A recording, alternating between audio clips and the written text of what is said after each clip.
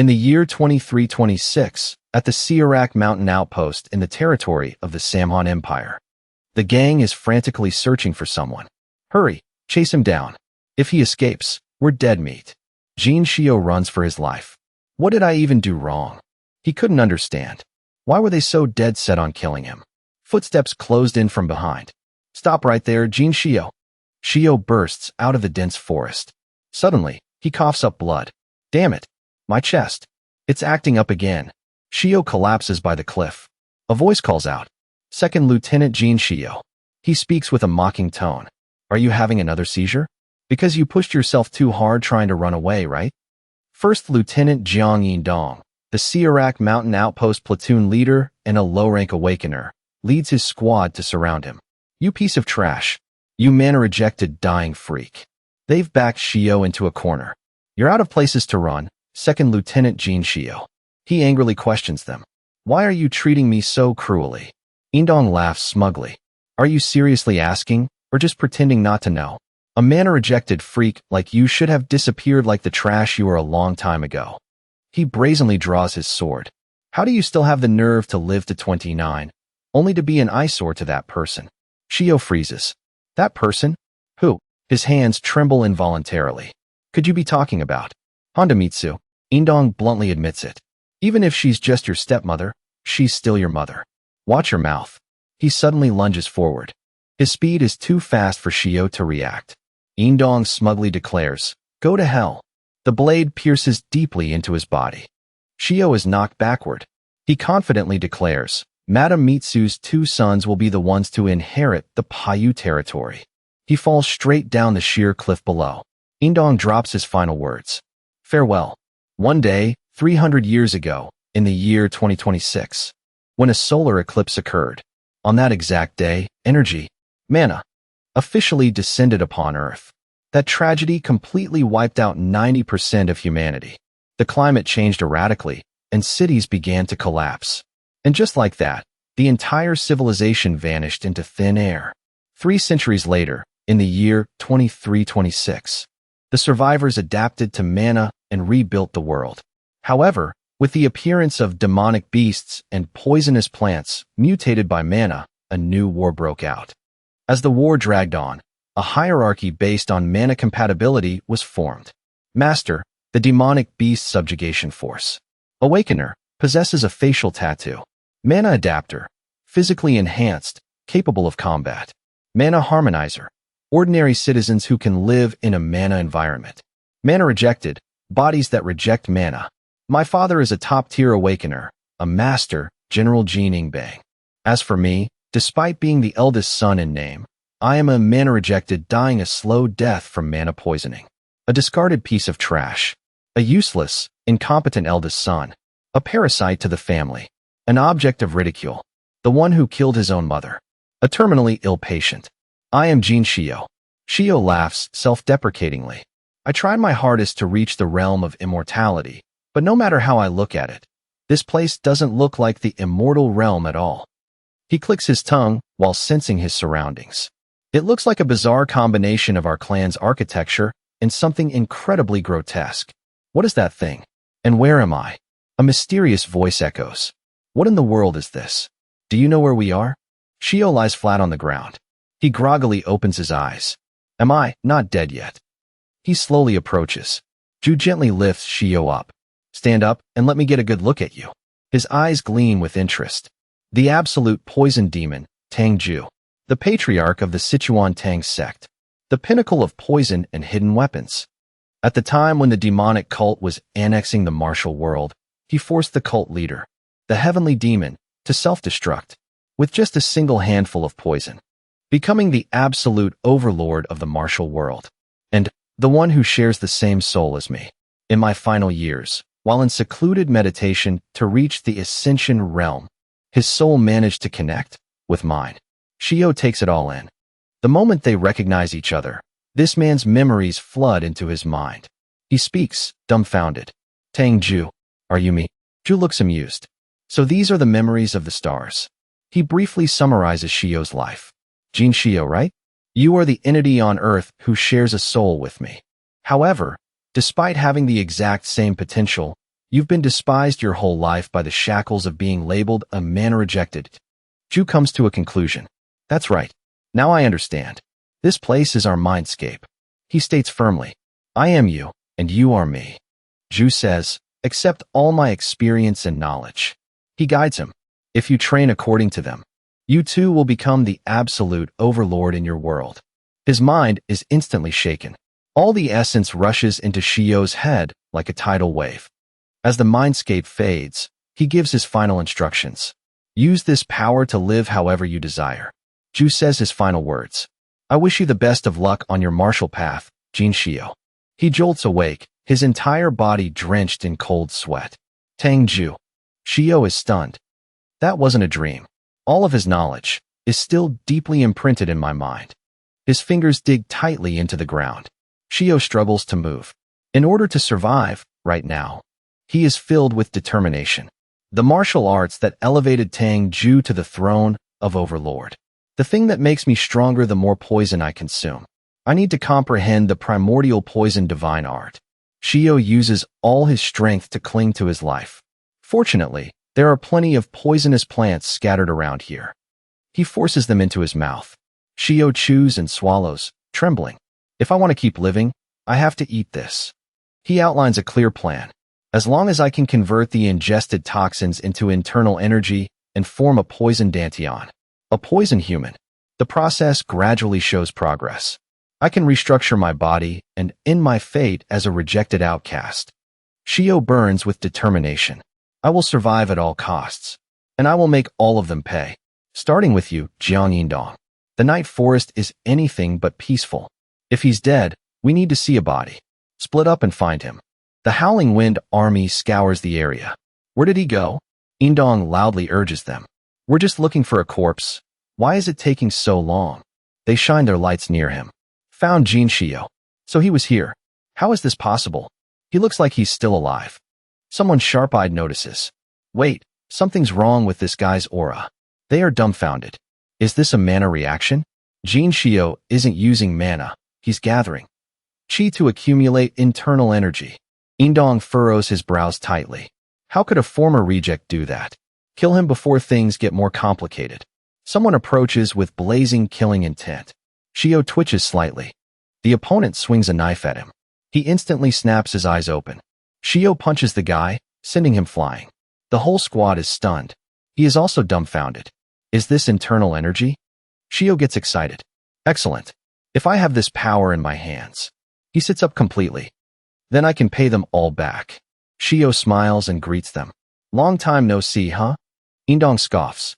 What's with that relaxed attitude? Second Lieutenant Gene Shio. Did you just awaken or something? But then why don't you have a crest? He laughs in response. Awaken. An awakener is classified into ranks. Supreme Awakener, Transcendent, Supreme Awakener, Master, Unique Crest, High Rank Awakener, Low Rank, Mid Rank, High Rank, Regular Awakener, Low Rank Awakener, Transcendent. After awakening, a rank crest appears on the face.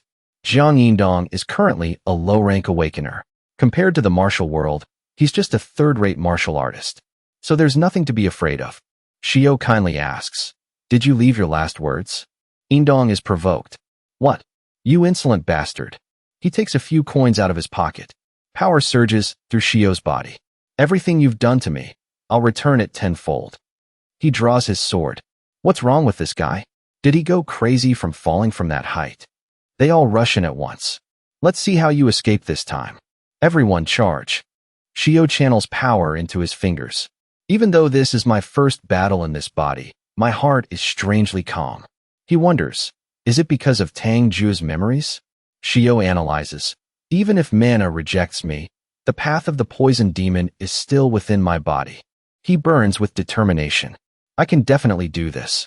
Shio throws 3 coins at once. They accurately take down 3 soldiers. Secret Art, First Form. The speed is so fast that no one can react. They gracefully attack all at once. Phantom Fairy Realm. He continues to change his moves. Shio punches Yindong straight in the chest. Blood, Human Poison Palm.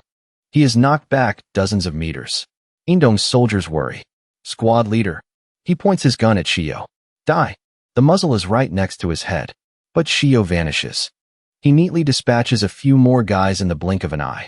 Shio coldly remarks, "Too slow." He walks straight to his main target. Indong cowers in a corner, trembling. "What did you do to me?" Shio frowns in annoyance. It seems that when facing poison, every awakener is the same. He struggles to question him. "You clearly don't have a crest, so how can you use skills?" He mocks him. Skills? If Tang Ju heard that, he'd feel incredibly wronged. "By the way, how does it feel to be tortured?" Shio growls. "Feels terrible, doesn't it?" Indong's bleeding gets heavier. Sorry, Second Lieutenant Gene. Please spare me." He reaches out and tightly grips his neck. Indong groans in pain. He is lifted off the ground, unable to breathe. Indong screams in resentment. Do you know who is backing me?" Shio acts decisively. He gasps his last words. "Madam Mitsu won't let you off." He doesn't care at all. Shio coldly tosses his corpse aside. He can't help but laugh out loud. Shio's eyes shine brightly. "Don't worry. I have no intention of obediently waiting to die." The Samhan Empire, a nation founded after the Great Mana Mutation event. It is a unification of the territories of ancient Korea, China, and the Paiyu territory. Gene Shio's hometown is a barren small city belonging to the Samhan Empire. Samhan Empire, Paiyu territory. The news reaches Ingbang. "What? Gene Shio was discharged?" The messenger confirms, "Yes. There was an assassination attempt in the military." He leans back in his chair. "An assassination?" He continues, "The thing is, First Lieutenant Jiang Yindong and his squad ambushed him during a reconnaissance mission by the cliff. Afterward, Second Lieutenant Gene luckily survived, but he is now discharged and missing. First Lieutenant Jiang and his comrades were attacked by demonic beasts while fleeing. I'm afraid they've been devoured." Ingbang sighs wearily. Why on earth would they do that?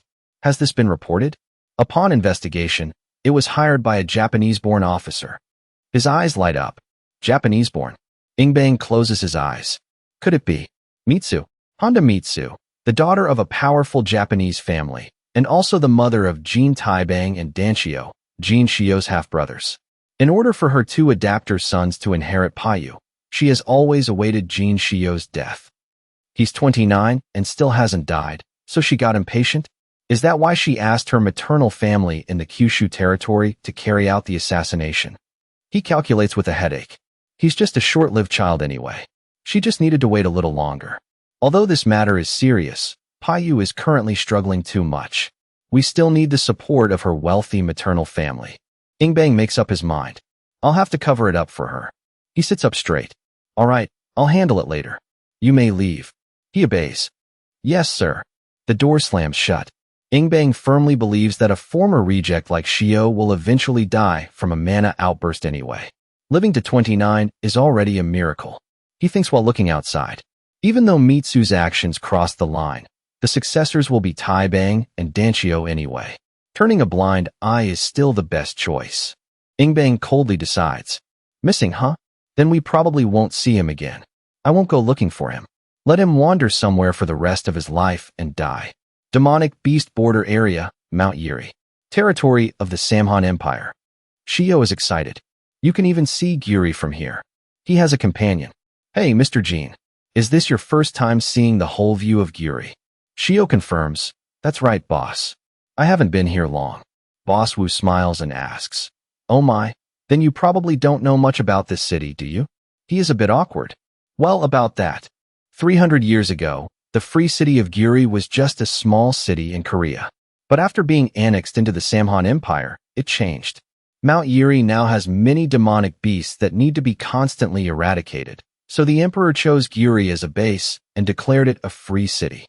Here, taxes on demonic beast materials are reduced, and some extra-legal activities are permitted. The relaxed control caused awakeners to flock here, leading to a boom in demonic beast hunting. Boss Wu rattles off.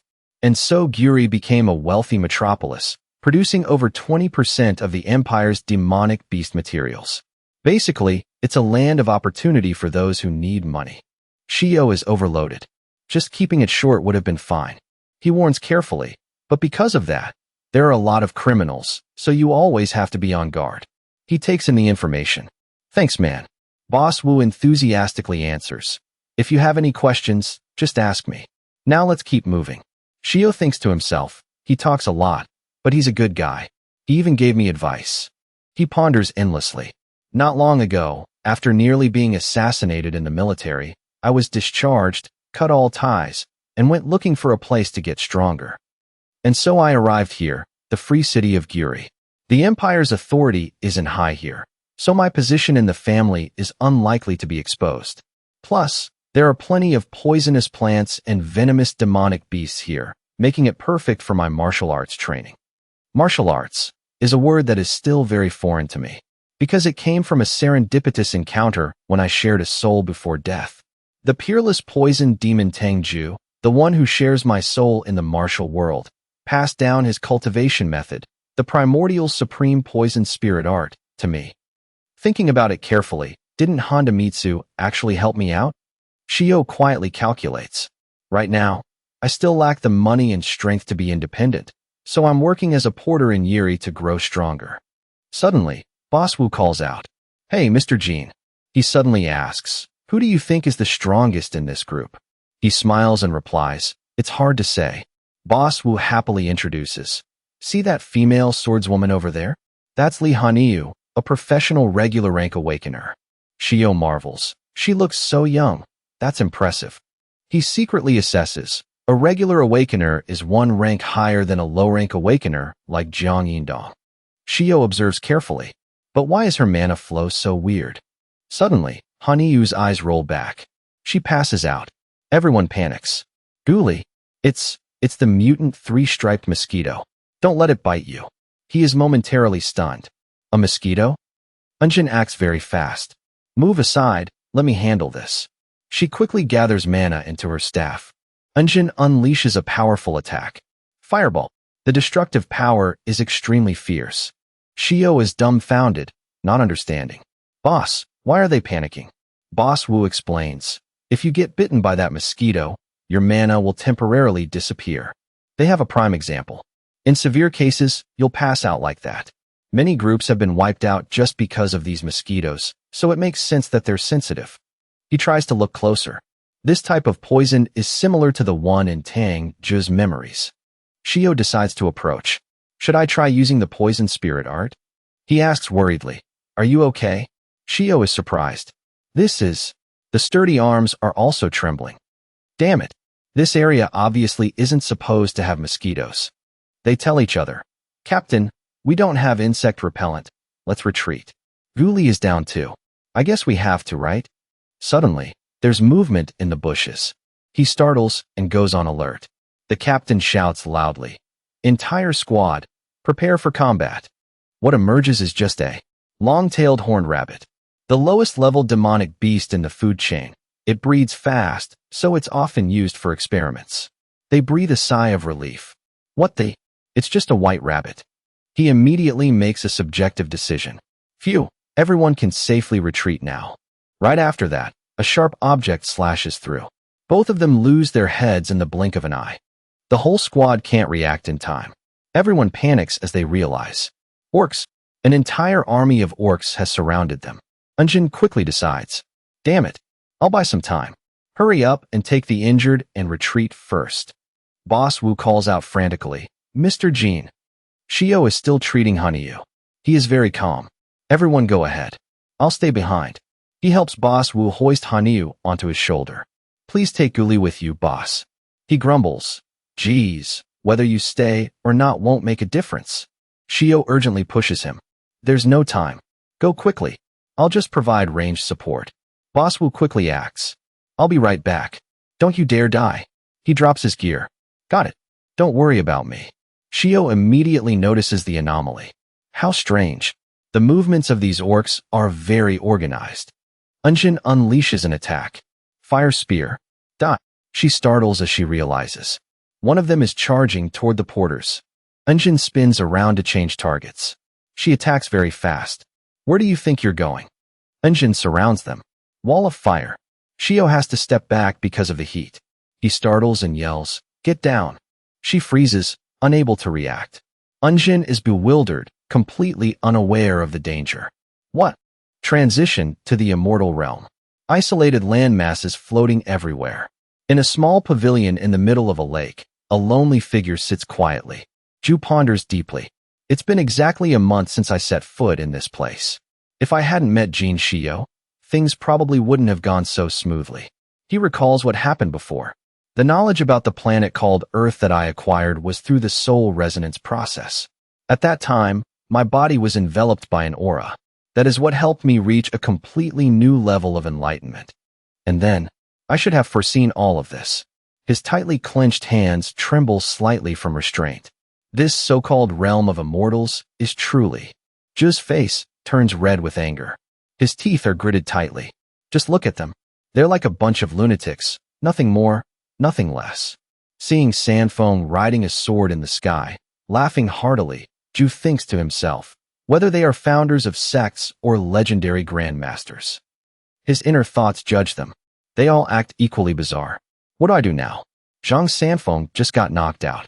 The person chasing Sanfeng shouts loudly, "Come back here right now, you crazy sword immortal." Ju just quietly watches the two from afar. They are essentially just savages, without a shred of humanity. Curses echo from the other side. Die. He feels a bit helpless. I never expected to waste so many years only to wander into this godforsaken place. Ju remembers his meeting with Shio. Even so, that very karma created a result. Maybe I should think a bit more positively. He gazes into the distance, silently asking himself, Gene Shio, are you living well right now? Although we share the same soul, fate dictated that I became the supreme ruler of the martial world, while you had to live as the weakest coward, despised by the world. From now on, I hope you can find your own happiness, even if you have to rely on my power. He silently sends his blessing. You need to reach the 7th tier of the primordial absolute poison soul art. So please try to develop as fast as you can. Ju strokes his beard and chuckles. If fate has ordained it, we will surely meet again one day. Until then, I will continue to search this prison. As he is speaking, the back of his neck is suddenly hit hard by something. To find more new things to teach you. Far away in the sky, Sanfeng stands with his hands on his hips, laughing gleefully. How does it feel to taste a real flying sword, poison demon? How dare cheap dagger tricks look down on the way of the sword? This time, Ju is furious and immediately charges after him. You crazy swordsman, I will definitely take your life. Scene transition. At a clearing, a wall of fire rises, surrounding Engine. Suddenly, an urgent voice shouts loudly, startling her. Dodge it! The figure of an orc suddenly appears from behind. Shio quickly assesses the situation. Observing closely, he clicks his tongue. Next, his arm strikes the back of Engine's neck. Shio stomps his shoe hard on the ground to gain momentum. His eyes are sharp and fierce. I will let you witness the wide area hidden weapon technique that I just comprehended. Shio's body spins in midair, unleashing round coins that shoot out everywhere. Secret dagger art. Astral rain. The orcs are hit directly. A whole swath of them have their limbs severed before they can dodge. The coins fly high into the sky due to momentum. After executing the move, he lands on the ground. At the same time, the coins also fall down. Thinking of the unconscious Engine, he wonders, how should I deal with this girl?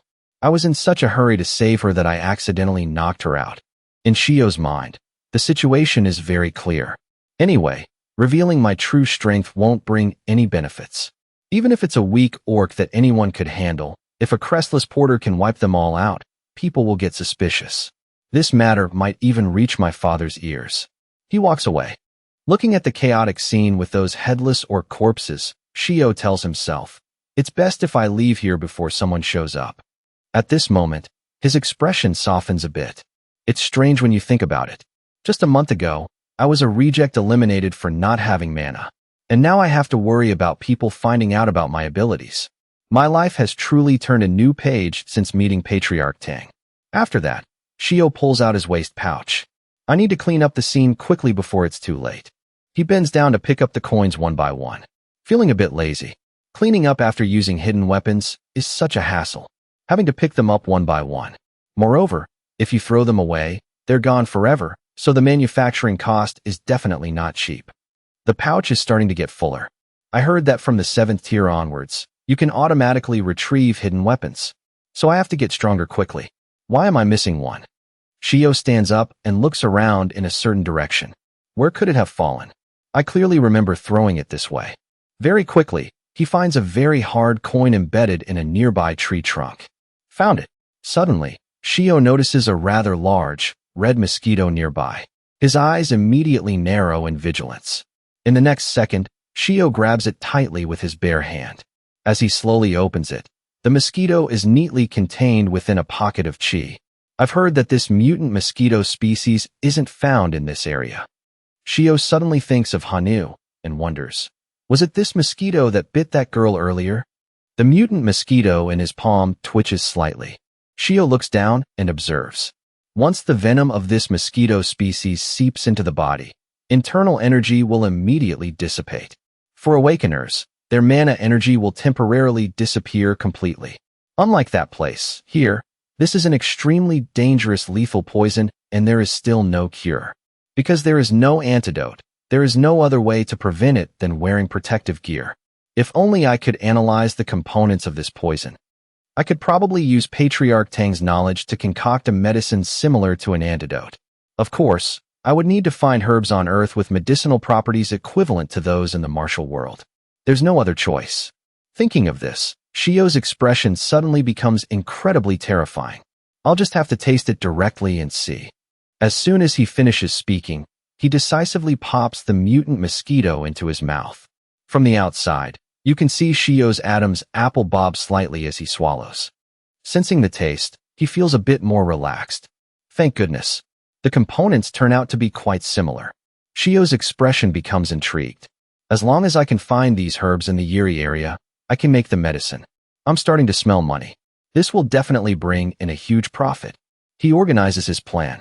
As soon as I get back, I have to start experimenting immediately. Suddenly, Shio's line of sight catches something. In the next second, astonishment is clearly visible on his face. Looking at the hierarch slowly approaching, Shio stands frozen. A hierarch appearing in this place? Its eyes are blood red and glaring, its appearance incredibly ferocious. The hierarch slowly speaks in a barbaric human voice, declaring, "Human, you must die." Faced with its massive size, Shio is somewhat taken aback. That massive body, along with the ability to speak human language. His brows furrow. That is a hierarch, an evolved version of the monster I've only heard about in stories. Suddenly, Shio realizes something is wrong. First the mosquitoes, then the orcs, and now even a high-level monster appears in an area with no anomalies. What the hell is going on in this Giri mountain region? Before he can react, the hierarch raises its massive hammer and roars, "Die, you humans." It swings its sturdy arms and smashes down. The ground in front of him is immediately gouged with a deep, long trench. Shio has already managed to leap high into the air, naturally somewhat shocked. Unbelievable. With this terrifying strength, it must definitely be at the expert rank or higher. He takes out a few coins and holds them between his fingers. Perhaps my current offensive skills aren't enough to turn the tide. Regardless, I should exchange a few blows to test its true strength. Shio swings his arm, sending the coins flying. They shoot rapidly toward the hierarch's position. However, its skin is able to block the attack. Not only that, but the coins are crushed by some invisible force. This situation is also within what Shio had secretly expected. Just as I predicted, he lands on the ground, a safe distance from the hierarch. Even single slash, my strongest hidden weapon technique, didn't even scratch it. The astral rain technique will definitely be even less effective because the damage is spread too wide. Shio thinks of another combat method. I wonder if the poison death palm can give this monster a hard time. Suddenly, the hierarch becomes agitated and roars loudly. In a split second, Shio suddenly blanks out. Damn it. The enemy is standing right in front of me. What the hell am I doing? He ponders. Just because one attack failed, I started hesitating and overthinking. If Patriarch Tang saw me being this weak, he'd definitely be very disappointed. A layer of green chi rises on Shio's hand. Maybe I got too complacent after wiping out those orcs so easily earlier. This time, he is determined to go all out seriously. Whatever it is, I will attack it continuously until it falls. Because that, one of Shio's eyes flashes, is the creed of an absolute poison master. Poison death palm. The hierarch also twists its body to gain momentum. It swings its arm, the blade pointing straight at the charging Shio. Suddenly, he grunts, blood trickling from the corners of his mouth. A prominent flash of light erupts in the middle of the forest. A moment later, dust and smoke fill the air. The blade of the hierarch's weapon has been chipped. It stands towering opposite the kneeling Shio. Thoughts race through his mind. That single slash was too shallow. I still haven't been able to inflict any fatal wounds on its body. If that's the case, Shio's eyes carry determination. My only option is to follow up with one strike after another. Until it. Suddenly, a strange weapon tip appears. Before it can even react, the hierarch receives a barrage of slashes. Seeing that scene, Shio is stunned. What? The hierarch is attacked without being able to fight back in time. Looking at the silhouette of that formidable veteran, he secretly marvels. He just killed a hierarch that quickly? With abilities at that level, he must definitely be a master rank. I should have left earlier, but that hierarch held me back. Suddenly, he feels a bit awkward. What excuse should I use to explain this to him now? The other person suddenly speaks up. Hey, you there. He points to the corpses Shio had dealt with earlier. Did you do this? The question is probing and interrogative. You don't have any crests on your face, which proves you're not an awakener. How could a lowly person like you take down a whole squad of orcs like that? Shio remains silent.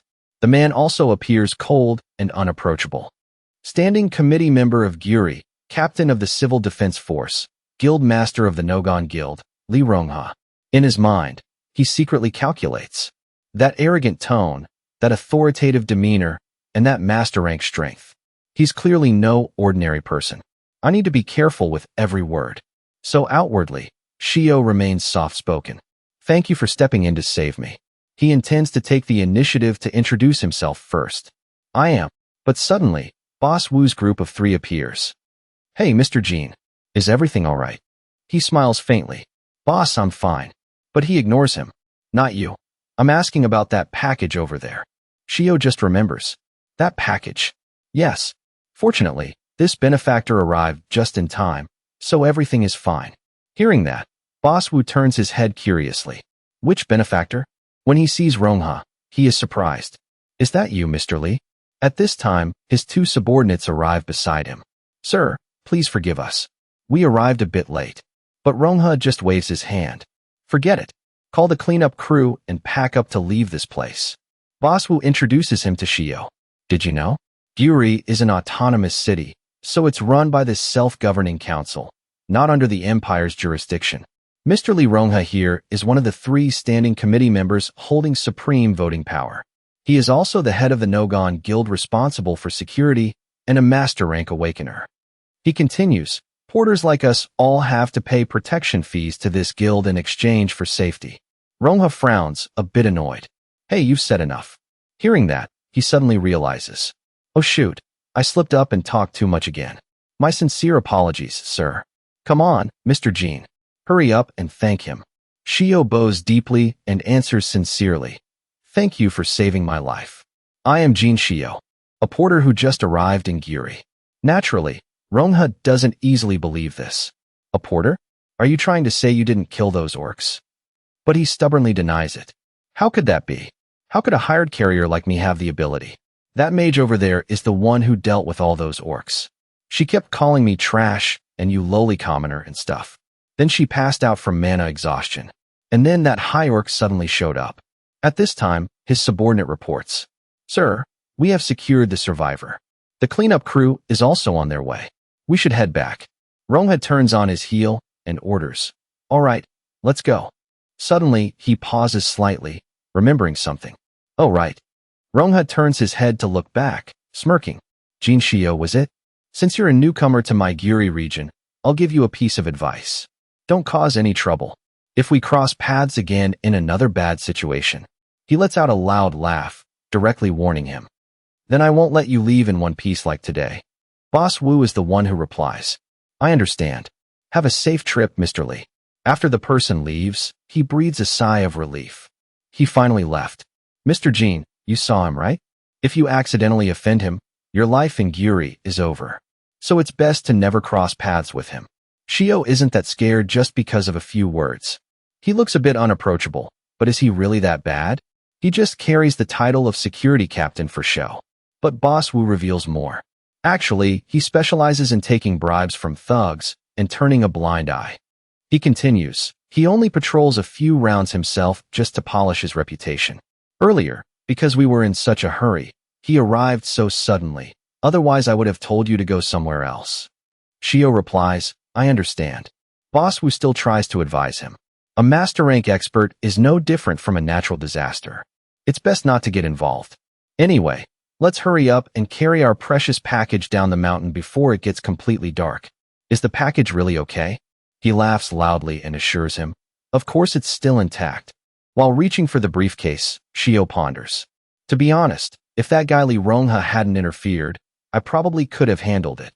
At this moment, his mood sinks a bit. It's been over a month since the day of the soul resonance. Yet what have I actually accomplished all this time? Have I become arrogant just because I escaped being a reject thanks to this inherited power? Or is it because I was lucky enough to defeat an awakener? In his heart, Shio reflects on himself. How pathetic. I feel incredibly ashamed facing Patriarch Tang. From this moment on, everything definitely has to change. His eyes flash, this time carrying extreme determination. I absolutely must become stronger at all costs. The Samhan Empire. In the free city of Giri. Although the urban infrastructure here is quite stable, there are still certain flaws. The most prominent among them are the hospitals. There's hardly a decent one. Because this is a city full of dangers, doctors aren't very keen on moving here. The few clinics that exist now have troublemakers who cause a scene and then flee here, making citizens very hesitant to visit. Walking on the street, you can easily come across brawls. Are you just going to let this go? Hey, you one-armed cripple. The inevitable consequence is that poison shops, or in other words, pharmacies, spring up like mushrooms. Given that specific context, pharmacists in Giri have been granted the right to prescribe medicine to customers. They have the right to dispense and sell pharmaceuticals approved by the management board or the self-governing council. The business situation here is also extremely prosperous. Because simply put, spending money to buy proven medicines is more effective than betting on untrustworthy hospitals. Shio thinks to himself, that's also why I'm here. My goal is to pitch the antidote for the mutant striped mosquito. But he can't help but feel dissatisfied. Do you know how much I've struggled over the past month to concoct it? During the day, I have to work as a hired hand to earn money, then take the time to gather ingredients. And at night, I pour all my energy into practicing martial arts.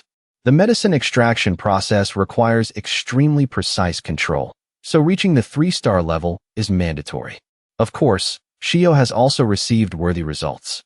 Well, thanks to that effort, I've reached the 3-star mark, so I probably won't be easily bullied by others anymore.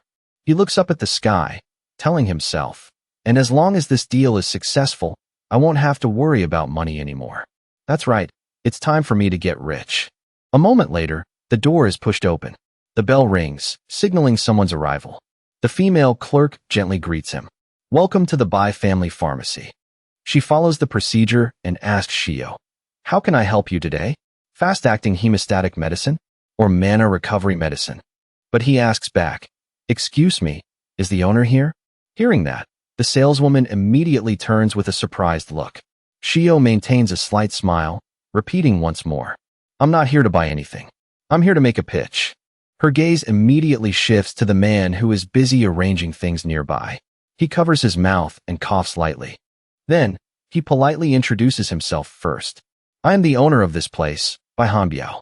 If you have anything to discuss, speak directly to me. Representative of the Bai family pharmacy and director of the Bai orphanage, Mr. Bai Hanbiao. He starts rummaging through his bag. Hello, sir. I dropped by because I want to sell a medicine that I concocted myself. Hanbiao immediately shows a displeased attitude, thinking to himself, another peddler? This happens every day. Then, he decisively turns his back without looking. I'm not interested. You can leave. Looking at this appearance, you're probably just a newcomer from somewhere else. If you want to make money, go to the labor market and find a job. Shio doesn't stop his actions, pulling out a small bottle. This is the antidote for the mutant 3-striped mosquito. Hanbiao instinctively replies, I told you I'm not buying anything. But right after that, he freezes, turning his head back to confirm. What did you just say it was an antidote for? He shakes the medicine bottle slightly, repeating word by word. Mutant, striped, mosquito, antidote. Han Biao's eyes immediately become profound. Shio places the medicine bottle on the counter, adding, as for how to use it, it's very simple. You can absolutely drink it beforehand as a preventative measure. He drops it straight into the cardboard box the man is holding. The medicine's effect can last up to 10 hours. Suddenly, Han Biao gets angry. He loudly lectures the young man. You there? If you want to run a scam, at least come up with a decent excuse. A mosquito antidote? This brat is unbelievable. However, Shio calmly places another bottle down. I'll leave 2 more bottles here. His demeanor is extremely confident. Just try it out. If you're interested, contact me. Then, Shio places his business card on the counter. The deadline is midnight tonight.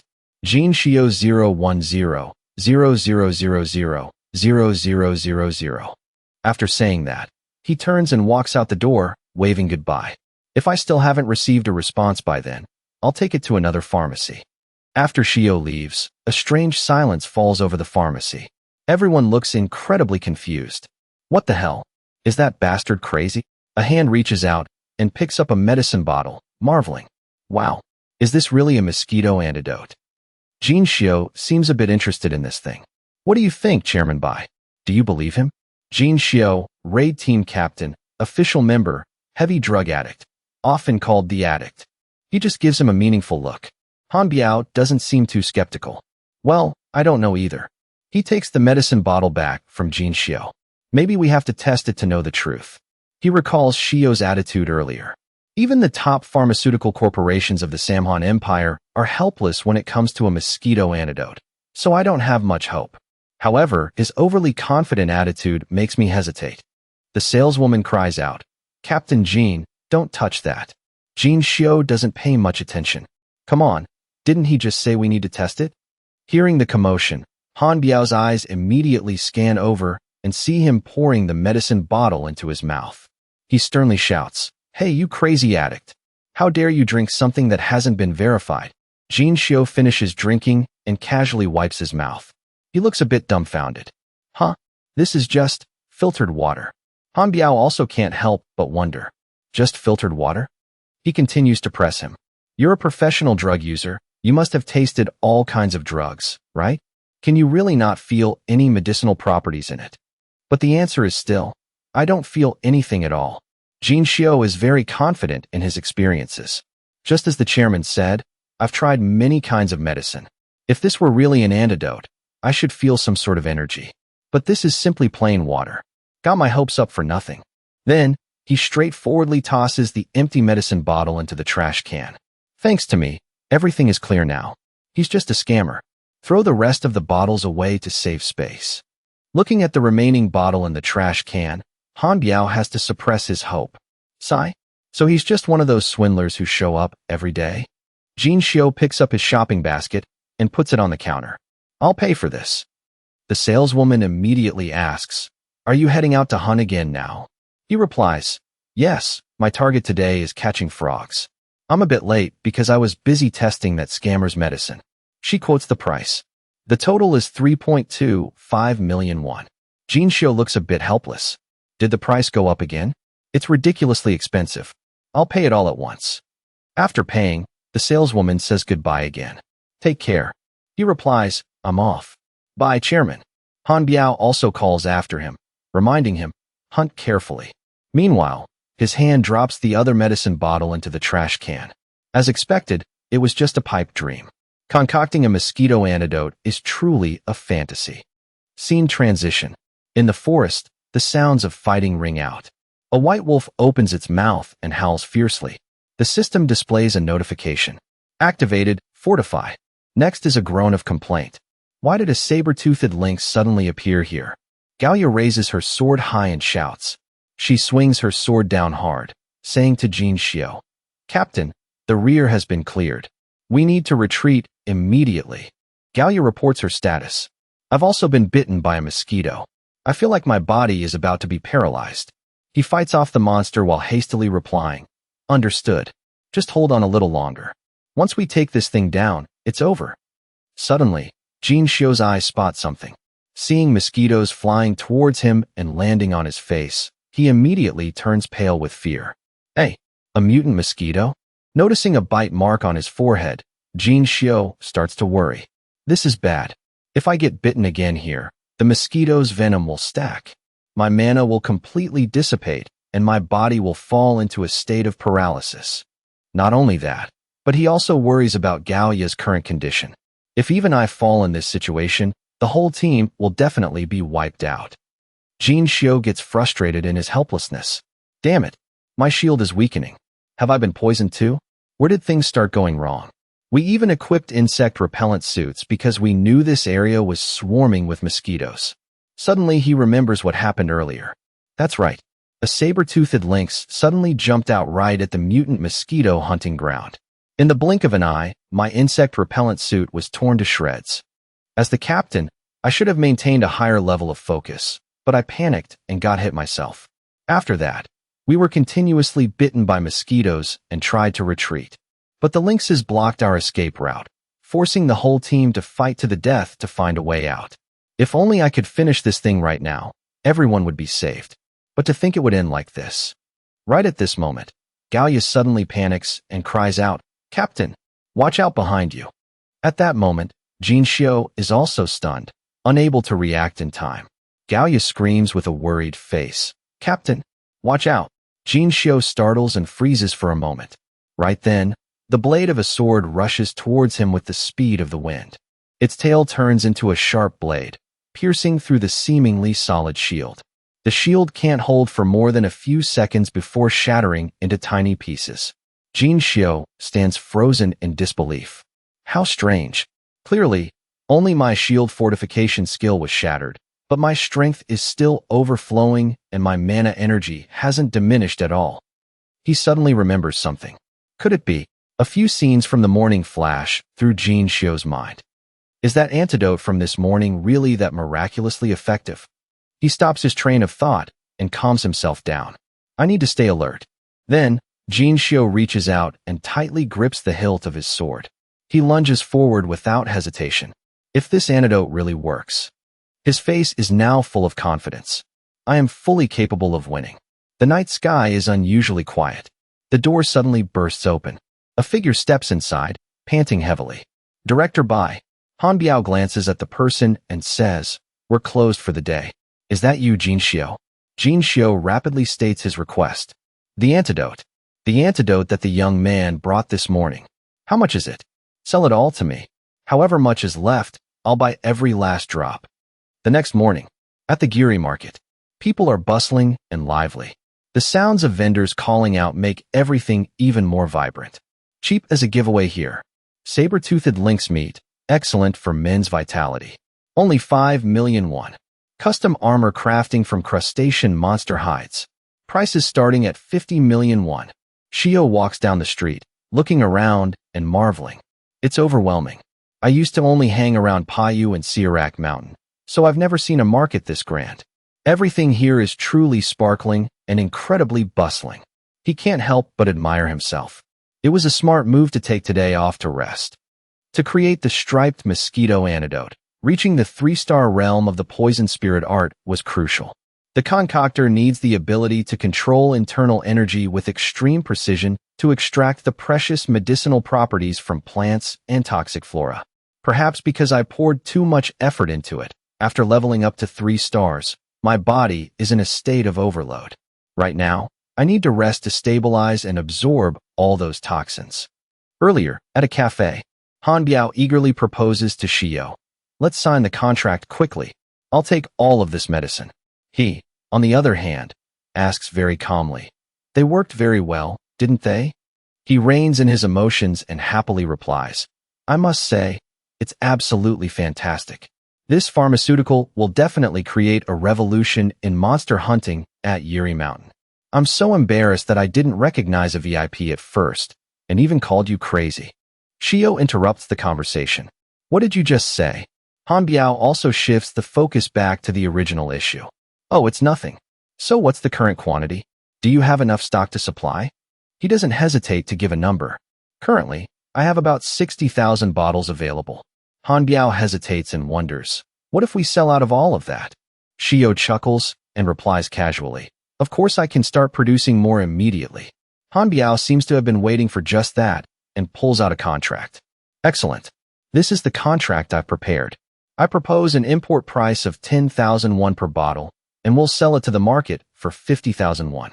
In return, I will handle all the pharmaceutical licensing procedures as well as register the patent for you.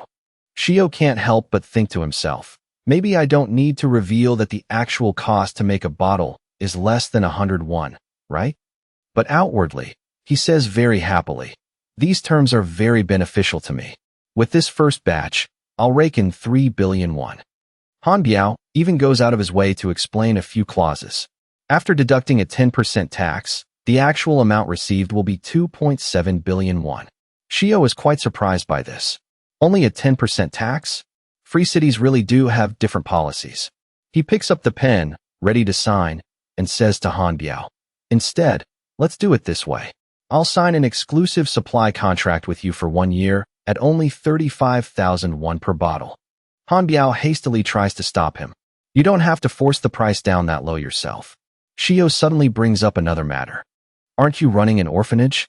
Good news travels fast. Everyone knows Hanbiao is the respected father of the orphans in this city of Giri. He frankly expresses his respect. I've been told that you use all the profits from the pharmacy to keep the Bai orphanage running. I simply want to contribute my small part to help you. In return, could you help me find a suitable place to produce the medicine? Hanbiao is so moved, he almost tears up and quickly replies, that's too simple.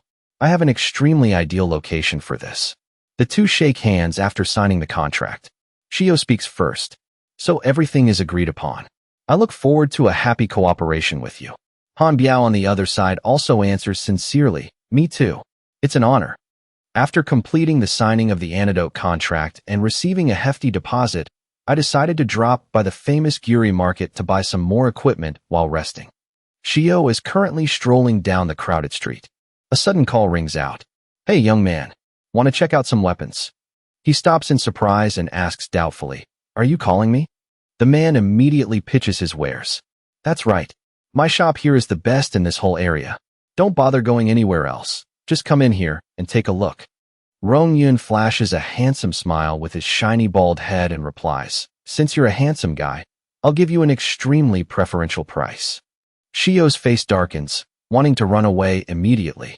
No, thank you. I really don't need to buy weapons right now. But a hand quickly lands on his shoulder. Rongyun looks at Shio like a piece of fat meat, scaring him out of his wits. Why so cold? Just take a quick look at the goods. Looking doesn't cost anything. So what are you afraid of? He opens his mouth to entice him. Come on. Let me lead you into my paradise of dreams and romance. Shio just wants to escape from here right now. Wait a minute. On the contrary, Rongyun smiles brightly, blocking all his chances. There we go. Just relax, or you'll get hurt. Shio looks at the man pushing him and can't help but be skeptical. Seeing no tattoos, he's a blacksmith with good adaptability. But where does this extraordinary strength come from? My body has 3-star energy, yet I'm being dragged away this easily? Could he really be a hidden master? Inside the store, the items sparkle and shine. At first glance, they are all high-quality items. Rongyun can't help but boast. How about it? The stuff here isn't bad at all, right? Shio humors him and immediately praises, wow. Did you craft all of these yourself? Rongyun happily and smugly says, who else? I told you from the start. I'm the best blacksmith in this city of Giri. Right at this moment, Shio's eyes flash with an unusual coldness. He evaluates every corner inside the shop. It's really not just empty talk. The quality of the items here is outstanding. You really shouldn't judge a book by its cover. He doesn't hesitate to pull out a piece of paper to place an order. Great. In that case, can you make 100 items like this for me?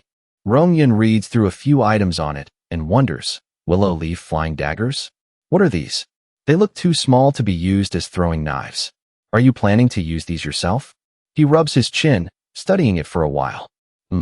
To actually deal real damage when thrown, I think using mana steel as the material would be the most suitable choice.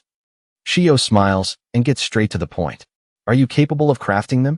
Rongyun immediately gives an answer. Of course I can. It's just that the materials are currently quite scarce, so it will take some time. What do you think? Shio is also quite satisfied with this answer. Yes, no problem. What's the total cost? He turns around, muttering calculations, and then says, including materials and labor, since you're good-looking, I'll discount it to 250 million won for the batch. You just need to put down a 10% deposit today. Hearing this, Shio feels dizzy. A whopping 250 million won for 100 hidden weapons that can only be used once. Even though I anticipated it, this martial art is truly a money-burning machine. I will pay the full amount right now. After the money is exchanged, Rongyun bids Shio farewell. When the prototypes are done, I'll send them to your address. But he also quickly leaves. Yes, please take care of it. Shio walks down the street with many thoughts. So I've ordered the willow leaf flying daggers easier than expected. The next thing to do is find myself a set of armor, so I can carry many types of poisons and hidden weapons in small pouches, just like Patriarch Tang used to do. Or should I custom order a long robe? He can't help but imagine the scene of many people noticing his strange attire. What kind of outfit is that? A modernized hanbok. Look at that guy over there. I guess I should just pick something a bit modern. That other style would be really embarrassing. Shio can't help but sigh. A modern set of armor that can replace the function of a long robe. I wonder if there's any kind like that. Right at this moment, a pleasant sound rings out. Hello, welcome. His attention is immediately drawn. A female clerk in a cosplay outfit is enthusiastically inviting people. Our Florin boutique has just launched the latest collection of armor made from monster hides. Today we are also displaying models of long coats. Please come inside and take a look. The flyer is held in hand with endless praise. A coat crafted from the hide of a monster? This seems like it will be a perfect replacement for the traditional long robe. Secretary Gene smiles awkwardly and says, I'm so scared. My lady, did you travel all the way here just to find a fox fur coat? Yinshi, standing nearby with her arms crossed, immediately retorts, this isn't ordinary fox fur. It's the fur of the Siberian phantom fox. She furrows her brows and explains, this fox species is extremely rare in number and very difficult to hunt. So their fur is a top-tier, rare item. Armor crafted from this fur not only offers solid defense, but also has the property of being cool in the summer and warm when winter comes. Secretary Gene listens and praises, that is truly a rare and hard-to-find material in this region. It's well worth spending a day off to hunt for it, isn't it? She pulls out a card and shows it off. The chairman gave me a card to shop for you. Yinshi looks at her and immediately refuses. Grandpa intends to gift it to me? Forget it. I have enough money to pay for it myself. Secretary Gene is excited and praises endlessly. Yes, as expected. Your independence is truly admirable, my lady. The train announcement rings out. The next stop is Giri Market. Passengers disembarking, please prepare your belongings. Footsteps step down the stairs. Yinshi walks quickly towards the street.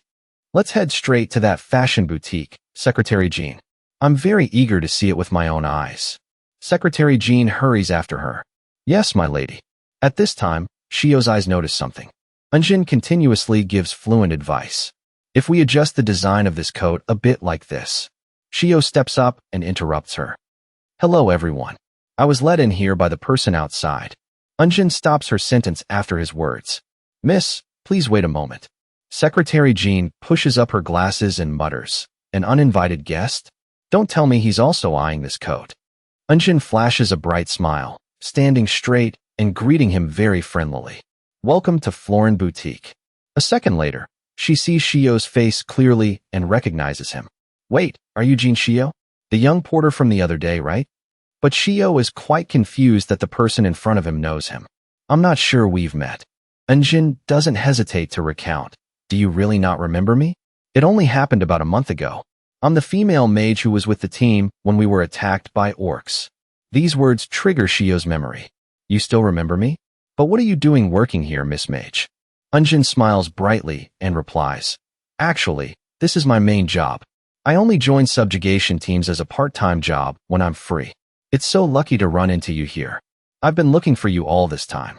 Shio starts to get worried and turns to leave. Looking for me? You've worked hard regarding the past. I wish you good health. I'll be taking my leave now. At that time, I yielded all the credit for wiping out the orcs to this mage. The goal was so I could live in seclusion peacefully in Giri. Of course, I knew that when she woke up, the truth would sooner or later be exposed. But I even considered the option of moving elsewhere if that situation occurred. Before she starts interrogating me about what happened, it's best if I slip away right now. But life isn't a dream. Unjin quickly grabs his arm. Please stop for a moment. Then, she looks straight at Shio and asks seriously, were you the one who saved my life back then, Mr. Shio? At the Nogon Guild, they kept pressing me on whether I single-handedly defeated the orcs and then passed out from mana exhaustion. At that time, I vaguely guessed you had your own reasons for saying that, and I decided to keep the secret for you. Shio immediately denies it, causing Unjin's whole body to tremble involuntarily. You must have misunderstood something. How could a hired carrier kill an orc? I was unconscious at the time too. She tries to stay calm and says, to be honest, even though I don't know what your motive was, I am incredibly grateful for that help. Thanks to you, I was able to bring the bodies of my captain and partner back for burial. Unjin bows her head, her voice starting to tremble. I truly thank you very much. This situation makes Shio confused too. How should I deal with this? He sweats bullets at this unexpected turn of events. It's true that I fought to save their lives back then. However, I also wanted to take the opportunity to test my strength. Miss Mage, please calm down a bit first. Shio unconsciously has to ask himself, does someone like me really deserve such deep gratitude from her? Unjin gently wipes her tears and smiles. I am so sorry for accidentally putting my benefactor in such an awkward position. Right at this moment, Secretary Jin's frustrated voice rings out. Hey you, how long do you intend to keep our lady waiting? Unjin immediately turns around in fluster. I'm sorry. Without warning, she suddenly drops to both knees on the ground. Lady Zheng Yanxi. Her next action directly startles Shio. I am truly very sorry, but the coat you just chose can no longer be sold. Hearing this, he glances to the side. That coat. Secretary Jin's face immediately turns red with anger. What the hell are you talking about? Are you messing with us? All the measurements have been taken and we are about to pay. And now you're saying it's not for sale? Do you know how many important matters the lady had to put aside to come all the way here? Unjin puts on a pitiful face and pleads. I understand that perfectly well. However, the most valuable item I currently have is the coat that the lady here wishes to own. A minute ago I could still sell it. But now it has another, more important mission. Her words make Yanxi fall silent for a moment. I will provide appropriate compensation to the lady later. Once again, my sincere apologies. Secretary Gene glares as if about to utter a threat. So you absolutely refuse to sell it to the bitter end? Right at that moment, Yanxi reaches out and stops her in time. That's enough. She steps out of the store without hesitation. Let's go. Secretary Gene is startled by her decision. My lady. Secretary Gene walks while stomping her feet in frustration. Wait, are you just going to leave that easily? Weren't you very pleased with it? On the contrary, Yanxi is walking calmly beside her. It's fine. That item is currently needed for something else. Shio scratches his face and after a long while finally speaks. They are VIP customers, right? It seems I've caused you quite a bit of trouble. Unjin has now smiled and gestured to him. It's no problem at all. If anyone should apologize, it's me. For letting you witness that scene. You were very surprised, weren't you? Shio hesitates and wonders. But even so, why did you suddenly stop selling that coat? Unjin can't help but laugh. I guess people often say you're a fool, huh? Shio is stunned in surprise. Not really. This is the first time I've heard you say that.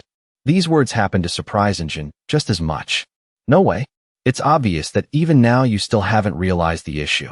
She looks at the boy in front of her with affectionate eyes. That coat. I intend to give it to you. Shio is dumbfounded by this statement. What? What do you mean? Unjin reaches out to adjust the coat and says, I want to use this silver fox fur coat to repay you for saving my life. He doesn't hesitate to refuse immediately. No, I can't accept this expensive gift. The truth is, I didn't save you entirely out of the goodness of my heart. It was just a coincidence. Unjin covers her mouth to hide her endless laughter. What does your motive back then matter? The crucial thing is that I'm still alive. And I received help from you. Then she looks at him with sad eyes. If you still feel guilty in your heart, then try to save more people in the future, so that no one else has to lose their life pointlessly like my partner did. Shio lowers his eyes and suddenly sighs inwardly. This is the first time in my life someone has given me such sincere thanks. I was already too used to people's criticism and contemptuous attitudes. To be honest, this situation makes me feel a bit pressured, because my helping her didn't entirely come from the heart. The corners of his mouth curve into a very slight smile. However, this feeling really isn't bad at all. After that, he doesn't continue to refuse either. All right, since you are so insistent, I will respectfully accept this kindness. Eunjin also quickly changes her mood. Hearing you say that makes me feel so relieved. Come on, let's go get your measurements. Hurry up. In the immortal realm, a figure lies leisurely in midair, exhaling a breath. He chews on a blade of grass in his mouth and grumbles. What the hell is this so-called immortal realm anyway? Sanfeng is an extremely idle sort of mortal. There's nothing to do at all. I'm bored to death. He recalls a few people he met and comments. Everyone looks exactly the same. Same style of clothing, white hair, flowing long robes. Just a bunch of old fogies.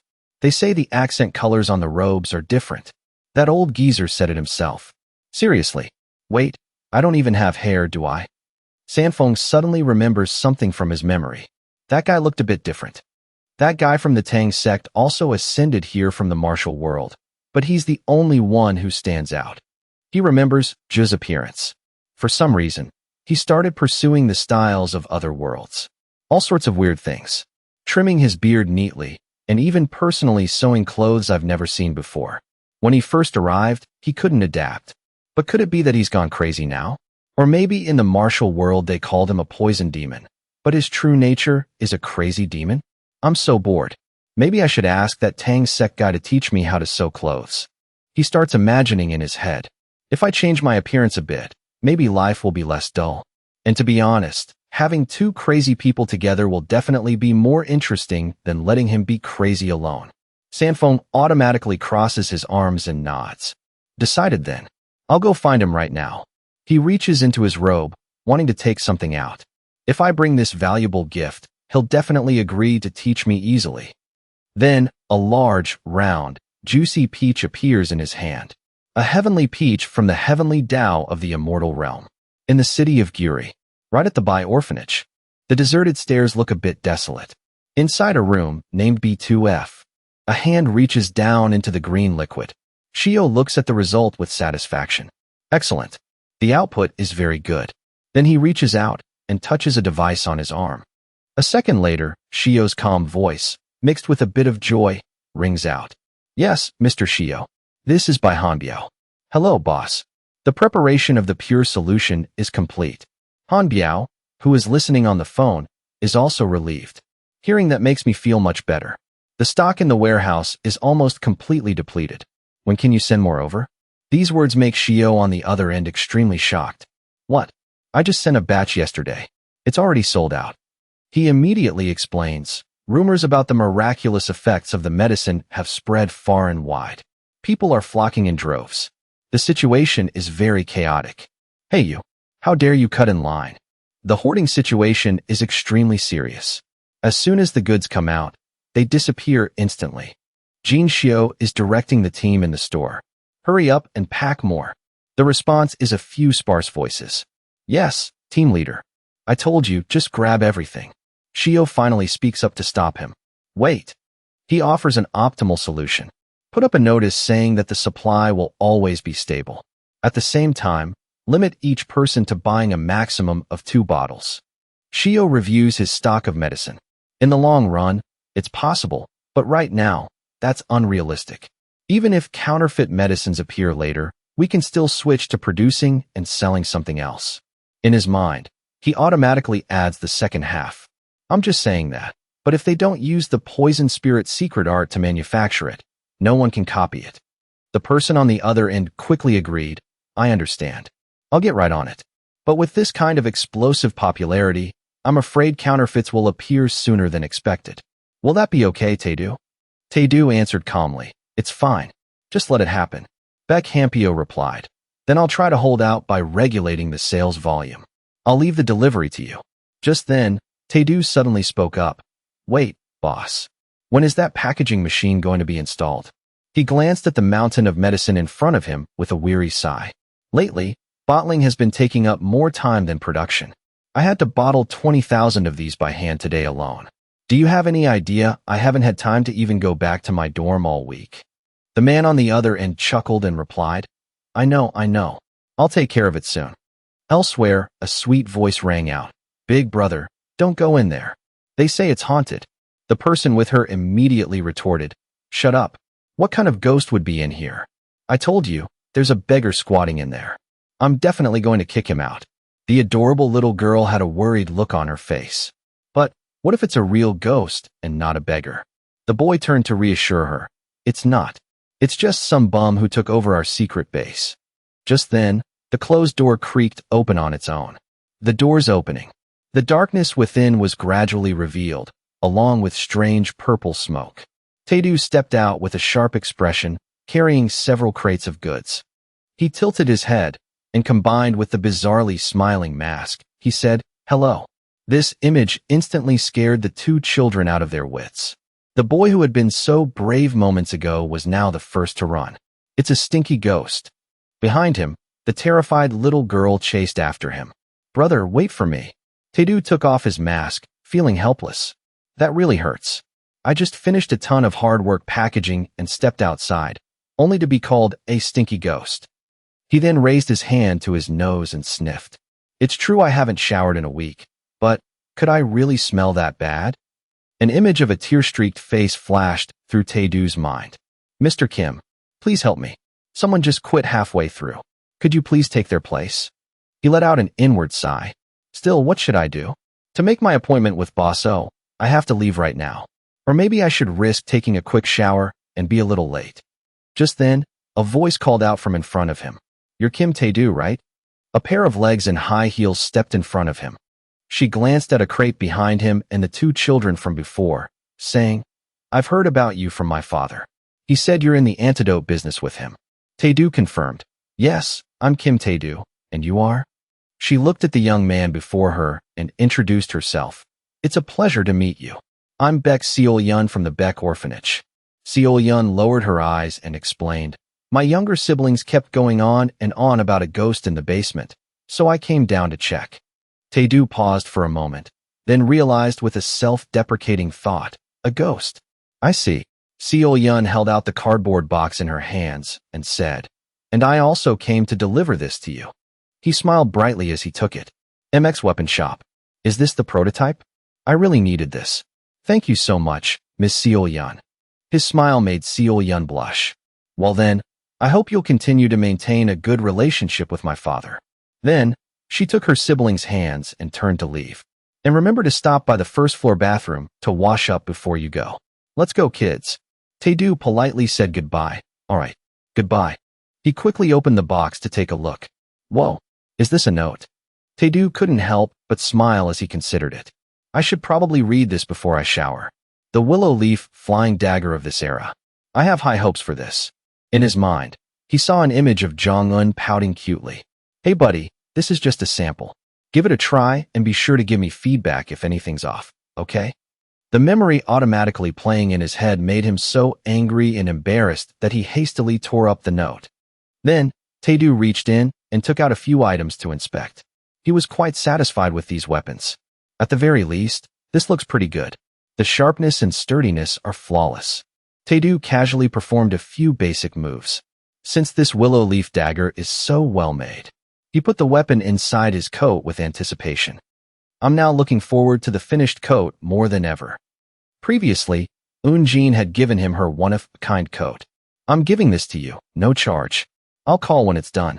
See you later. Tae-do berated himself. No, I can't do that. Now that I'm making money, I have to pay her properly. He quickly moved to leave. There's not much time left. I have to hurry. But first things first, I need a shower. The Spirit Beast boundary area at Mt. Gryan. This was a deep, green forest. In the woods, a team was taking a short break. Tae-do arrived just in time and called out a greeting. Hello, Bosso. Bosso replied enthusiastically. Mr. Kim, you're here. Tae-do put on an apologetic look. I'm so sorry. Am I the last one to arrive? Have you all been waiting long? Bosso didn't blame him at all. It's no problem. You're right on time. We just got here ourselves. Thank you for accepting my invitation on such short notice. Tae-do smiled brightly in response. Don't mention it. You've helped me so much. This is the least I can do. Suddenly, a loud voice boomed. Hey you. The man approaching carried a Japanese sword on his shoulder, his face contorted with anger. Damn it.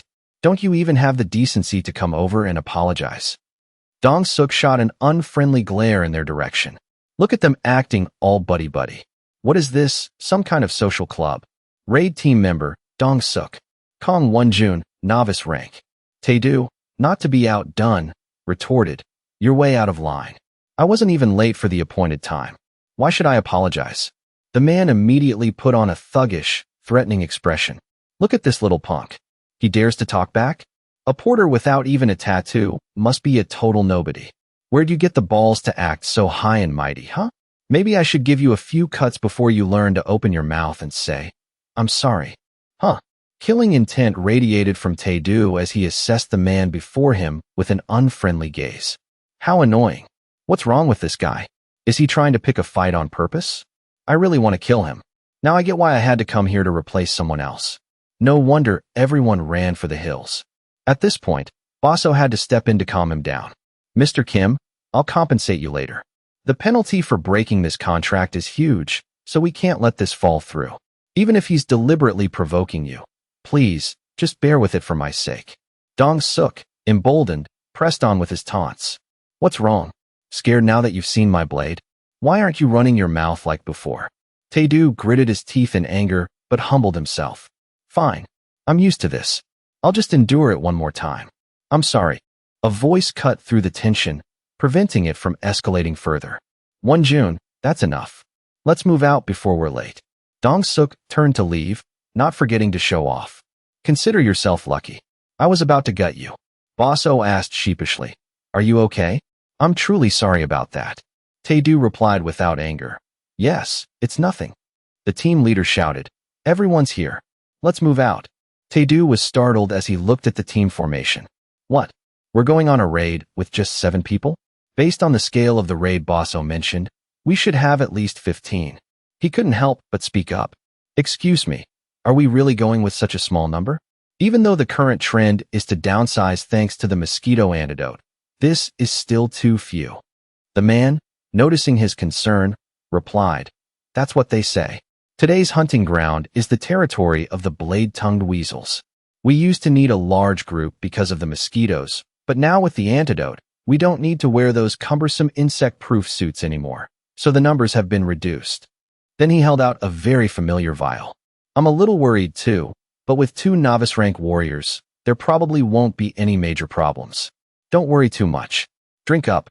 I prepared a share for you. Tae-do forced a smile and thought to himself, Thanks, boss. The power I now hold has created a new shift in the world. Just then, Eun-jin's sincere words echoed in his mind. If this really bothers you, then try to save more people in the future so they don't have to die needlessly like my comrades did. Tae-do drank the vial he had just received, pondering. When the number of people dying in hunts from mosquito venom decreases, just as she wished, I've been able to save so many lives with my own power. And this very power is gradually changing me as a person. A coldness emanated from him as he observed. How annoying. What's wrong with this guy? Is he trying to pick a fight on purpose? I really want to kill him. This is the second time since meeting these guys that I haven't been able to suppress the killing intent in my heart. Should I just go ahead and kill them? A speculation flashed through his mind. The reason for this is probably because of the influence of the poison demon, Elder Tang. He always prioritized eliminating those he hated over letting them live. And the poisonous mind. Ever since our souls were shared, his poisonous mind has begun to synchronize with my own. This isn't necessarily a bad change. I was too weak to survive in this world before. Tae-do suddenly spoke to Baso. Boss, during this entire hunt, please remember to stay right by my side. Baso was quite surprised and wanted to refuse. That's a bit. Even though those guys are a little mean. Isn't it safer to be near an awakened than a porter with no abilities? Tae-do thought he was joking and reminded him. Stop joking around. I'm being serious. Baso immediately tried to explain. I'm not joking at all. Tae-do could feel the danger emanating from deep within the forest. I've been sensing something lurking deep in the woods for a while now. That's right. It's an extremely ferocious killing intent aimed directly at us. The central plains of the martial world. The Zhuge clan. A foot stepped through the air. A man clutched his injured arm, panting. He took a breath and then shouted, "What the hell are you doing? How dare you attack me? Have you forgotten who I am?" Zhuge clan head, Zhuge-chun. A deep, hoarse laugh echoed. "You are far too insolent, Zhuge-chun. Or should I call you the Thunder Demon? The fact that you and your clan sold your souls to the demonic cult has been brought to light." Zhuge-chun, standing below a sky of swords, remained defiant. "This is clearly slander. We are one of the 5 great clans. Why would we ever do such a thing?" The other man waved his hand forward and continued. "You demonic cult trash always use the same excuses to deny your crimes. There it is." Seeing this, Zhuge-chun's eyes widened in terror, his body trembling uncontrollably. 9 jaws slowly descended. "Why don't you try saying hello to your precious son?" He was busy slaughtering innocent civilians, all to collect blood essence to refine a blood demon pill. I personally escorted him back right when he was in the middle of his evil deeds. So, do you still want to claim this as slander, Thunder Demon, Zhuge-chun? People like you are the ones I despise most in this world. Cowards who use the weak as shields to save their own lives. Zhuge-chun trembled with fear. Please spare my life. I'm willing to tell you everything I know about the heavenly demon." The man paid him no mind and began his attack. "Enough. Far too many of my righteous brothers have died in vain because of people like you." And so, 9 jaws sneered, his eyes sharp as blades. "Get out of my sight." He clenched his fist. A barrage of swords rained down. "I'll be sending that heavenly demon to join you soon enough." The swords mercilessly impaled Zhuge-chun. "Go to hell." Daylight. In a clearing in the forest.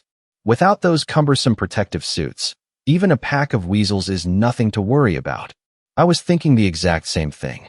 Dong-suk looked at the stones in his hand with delight. "Look at all these energy crystals we gathered. Hey, you were the one making a big fuss about the small team size earlier. Why are you cowering like a coward now? Lowlifes are always scaredy cats. No wonder this guy's stuck being a porter for life." Baso quickly placed a hand on Tae-doo's chest, trying to placate him. "We're really sorry, aren't we, Mr. Kim?" Tae-doo glared and thought. Come to think of it, they were only able to finish that hunt thanks to my antidote. Maybe I should just finish them off right here. After all, these guys are as good as dead anyway. No, I should hold back. I can't let scum like this become the first to be cut down by my ultimate flying dagger technique. Thanks to my antidote, just 2 novices and 3 compatibles were able to take down an entire pack of stone weasels. Tae-doo suddenly thought of something. His gaze shifted to a patch of grass. But I wonder if they're strong enough to handle what's in there. Tae-doo turned his face to look at him. "Boss, it's about to start. Just as I told you when we set out, you must stay right by my side." Baso heard this and asked again, "Huh? That again? What exactly is about to start?" Tae-doo quickly replied, "It's nothing too special. Just something quite famous for its unpredictable danger on this MT Grian. It's a beast ambush." The boss's face turned pale, sweat rolling down his cheek. That is a monster charged towards them, causing Boss O to scream. "It's the red-furred wolf." Dong-suk was also stunned. "What?" Tae-doo calmly took off his backpack. "Don't panic. Nothing terrible is going to happen to us. Please hold this for me for a moment." Boss O said urgently. "Mr. Kim, what the hell are you talking about? We have to get out of here now." He looked towards it and thought to himself, the red-furred wolf. A cunning spirit beast that requires at least a mid-rank hunter to stand a chance against.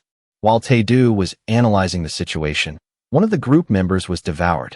Its strength is one problem, but what's more concerning is that they always hunt in pairs. The man heard the scream and quickly turned around, calling out, "Sang-cheon, damn it, there's another one lurking." As Dong Sio charged forward to attack, the person behind him shouted, "Brother, die."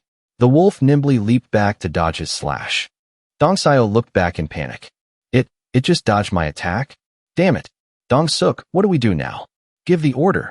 Another person saw this and started to run. "Hey, you son of a bitch. Where do you think you're going, leaving us behind?" The girl standing behind him urged frantically, "Brother, we're so dead. It's hopeless. There are 2 of them." Dong Suk shouted angrily. Shut your mouths. We'll just stick to the old plan. We'll just throw that trashy porter out as bait like last time, and we'll use that chance to escape.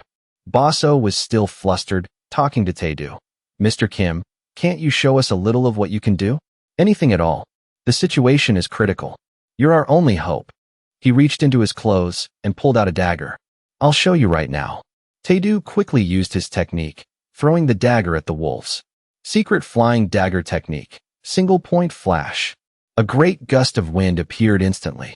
The dagger shot forward with incredible speed, the air swirling violently around it. The man quickly tilted his head to dodge. With a thud, the dagger embedded itself deep into the large rock behind him. A loud scream echoed, scaring a flock of birds into flight. Baso was even more astonished, unable to speak. What in the world just happened? Tae-do pointed and spoke. One of you callously abandons a comrade, while the other plans to throw the weakest porter to be eaten by wild beasts. Is that it? One of the group members screamed. Please. Tae-do's killing intent flared, his eyes flashing with a red light. I despise people like you the most. Cowards who trample on the weak, using them as shields just to save their own pathetic lives. Dong Seo trembled, clutching one of his ears. My ear hurts so much. His eyes widened in shock at the scene before him. Dong Suk spoke in disbelief. The wolf is dead? When did it die? Baso's voice trembled slightly as he asked. Mr. Kim. No, Sir Tae-do. How were you able to take down that wolf with just a single blow? The remaining wolf angrily whipped its head around to look at them. Tae-do took slow, authoritative steps forward. If you know what's good for you, shut your mouths. I'm in a terrible mood right now. If you dare to move even an inch, I'll send you to meet your ancestors. Now, let me ask you a question. Do you always act like this? Whenever you face danger or a disadvantage, you just throw the weak to the wolves and run to save your own skins. Is that right? Dong Suk, despite being exposed, still tried to argue. So what if we do?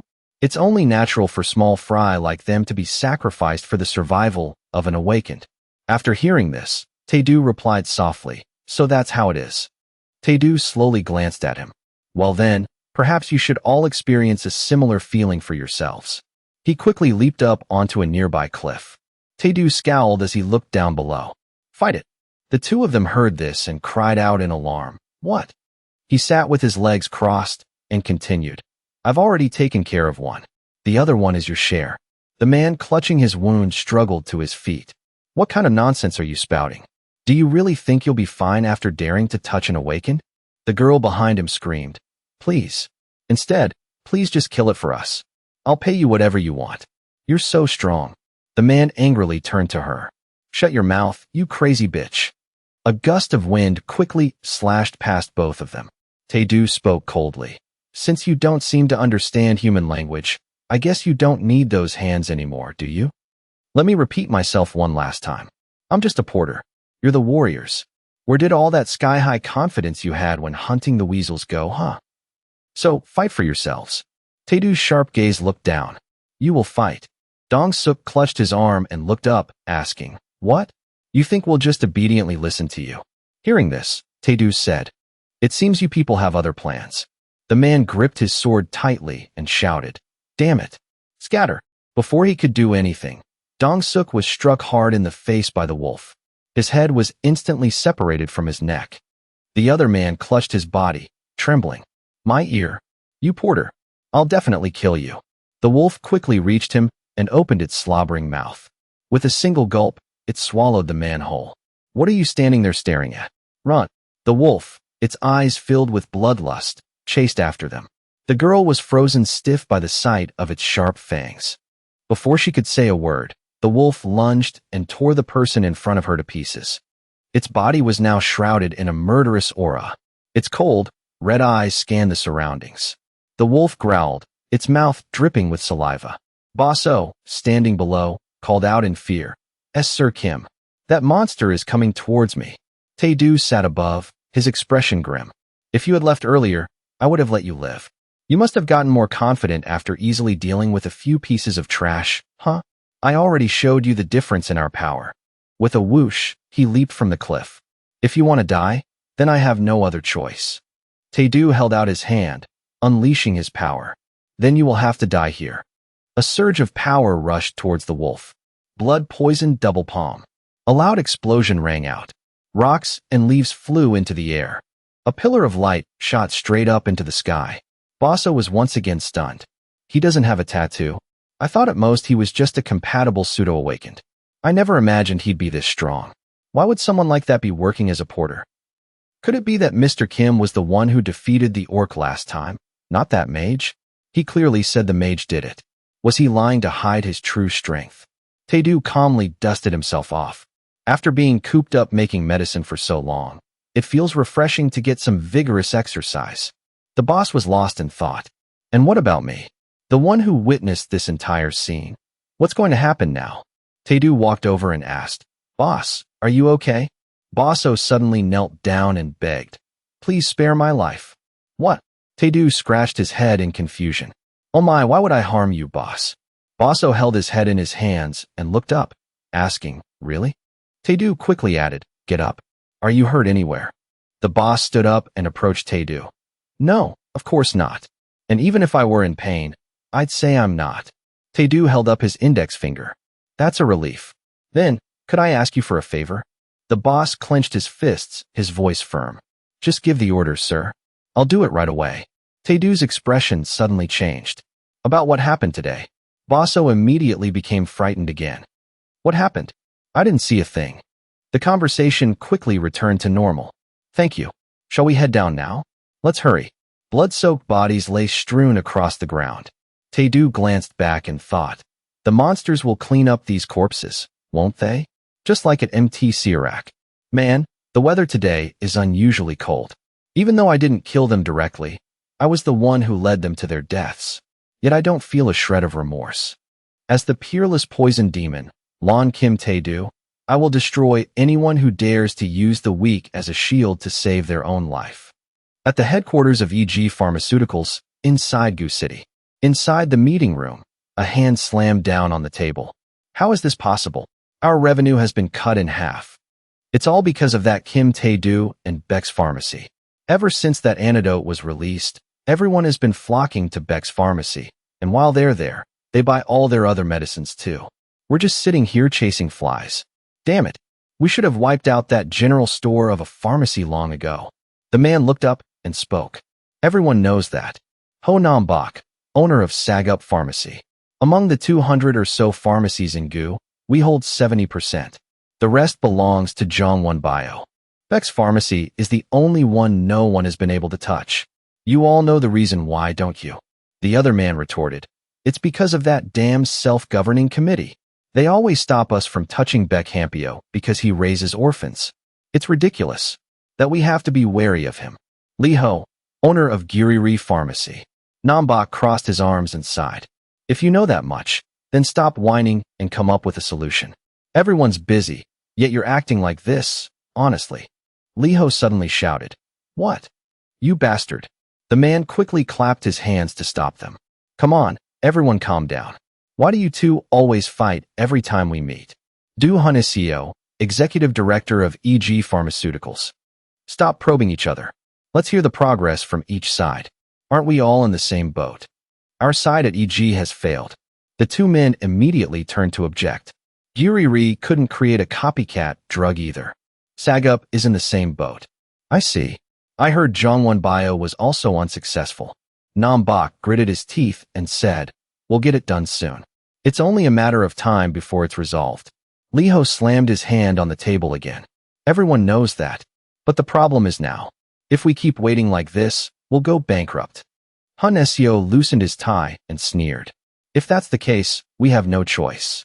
The self-governing committee is an obstacle, but let's just use the old method we always do." The man smirked in response. "It's been a while since we've used that method. As expected of Director Du. I've been waiting for you to make this decision." Lee Ho pressed a button under the table. "Take a look at this, gentlemen." An image appeared. Name of the Antidote developer, Kim Tae-do. Age, 29. Eldest son of Brigadier General Kim Ung-bang of the Paiyu region. Recently discharged from the military. The man was stunned. "Wait a minute. Mr. Kim is a master rank. Doesn't that mean this kid has a ridiculously powerful background?" I never expected him to be the son of a master. The man waved his hand with a dismissive laugh and explained, he's not a formidable figure. That's just the surface information. The truly important stuff is right here. According to a source from Payu, although his father is a master, he himself is someone who cannot assimilate mana. There's information that he joined the army because he was kicked out of his home.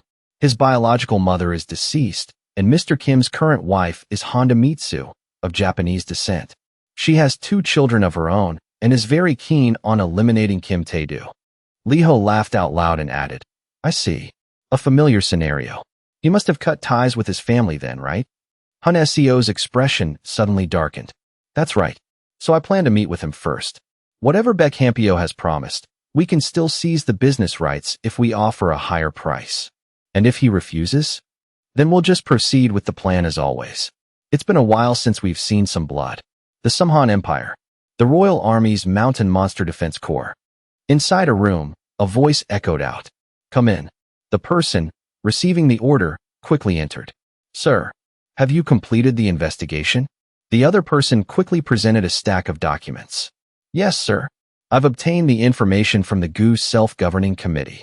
Kim Tae-do, male, 29 years old, from Payu, was an officer at the MT Sirak unit before his discharge.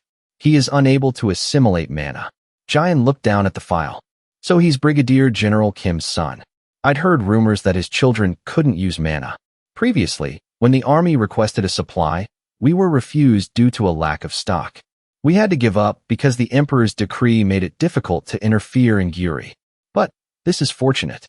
Since he's Brigadier General Kim's son and has served in the military, things might go smoothly.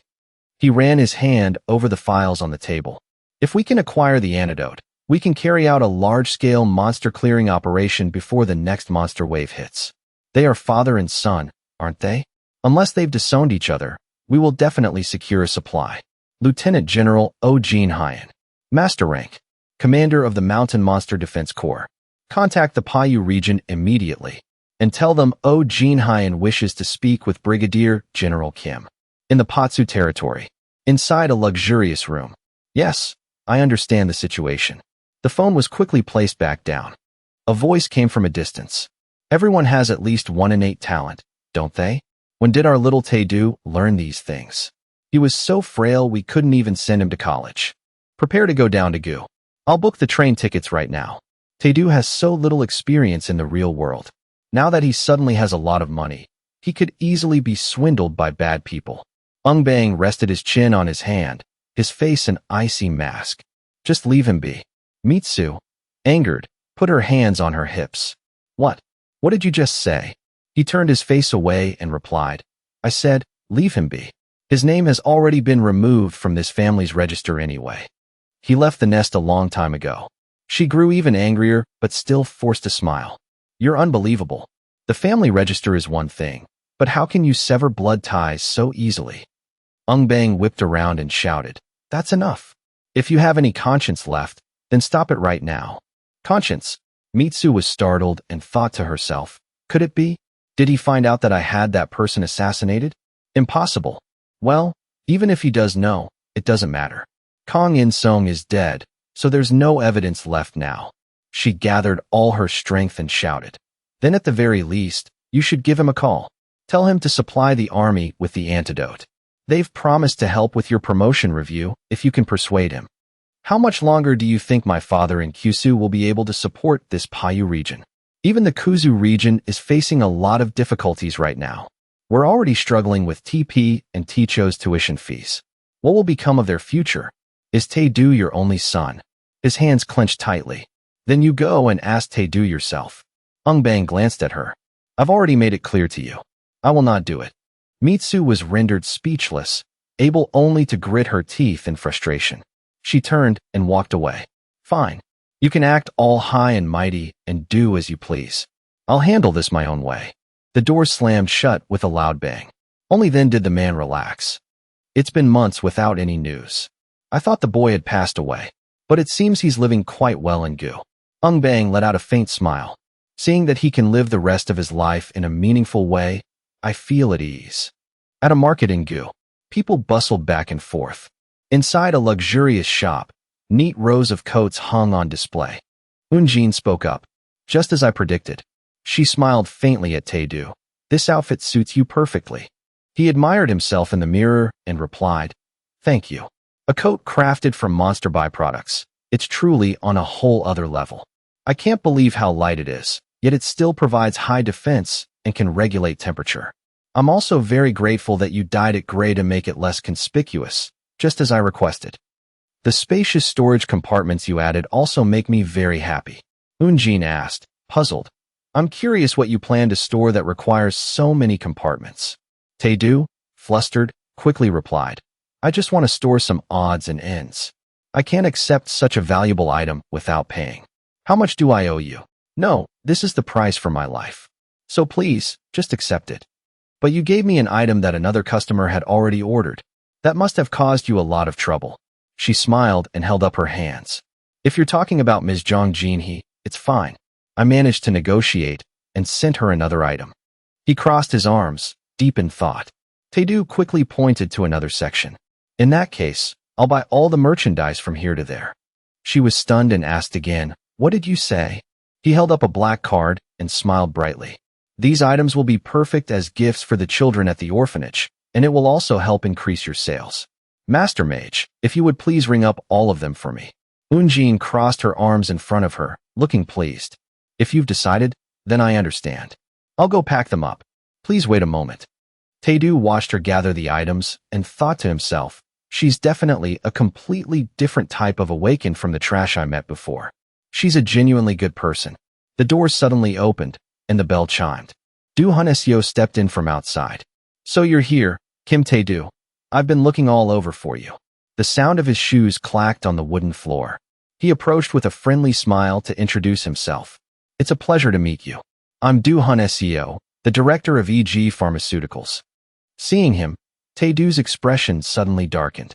Huneseo quickly put his business card away. Oh my, it seems my sudden appearance has made you feel uncomfortable. Tae-do stood at a distance from him. At least you're self-aware. What do you want? And how did you find me?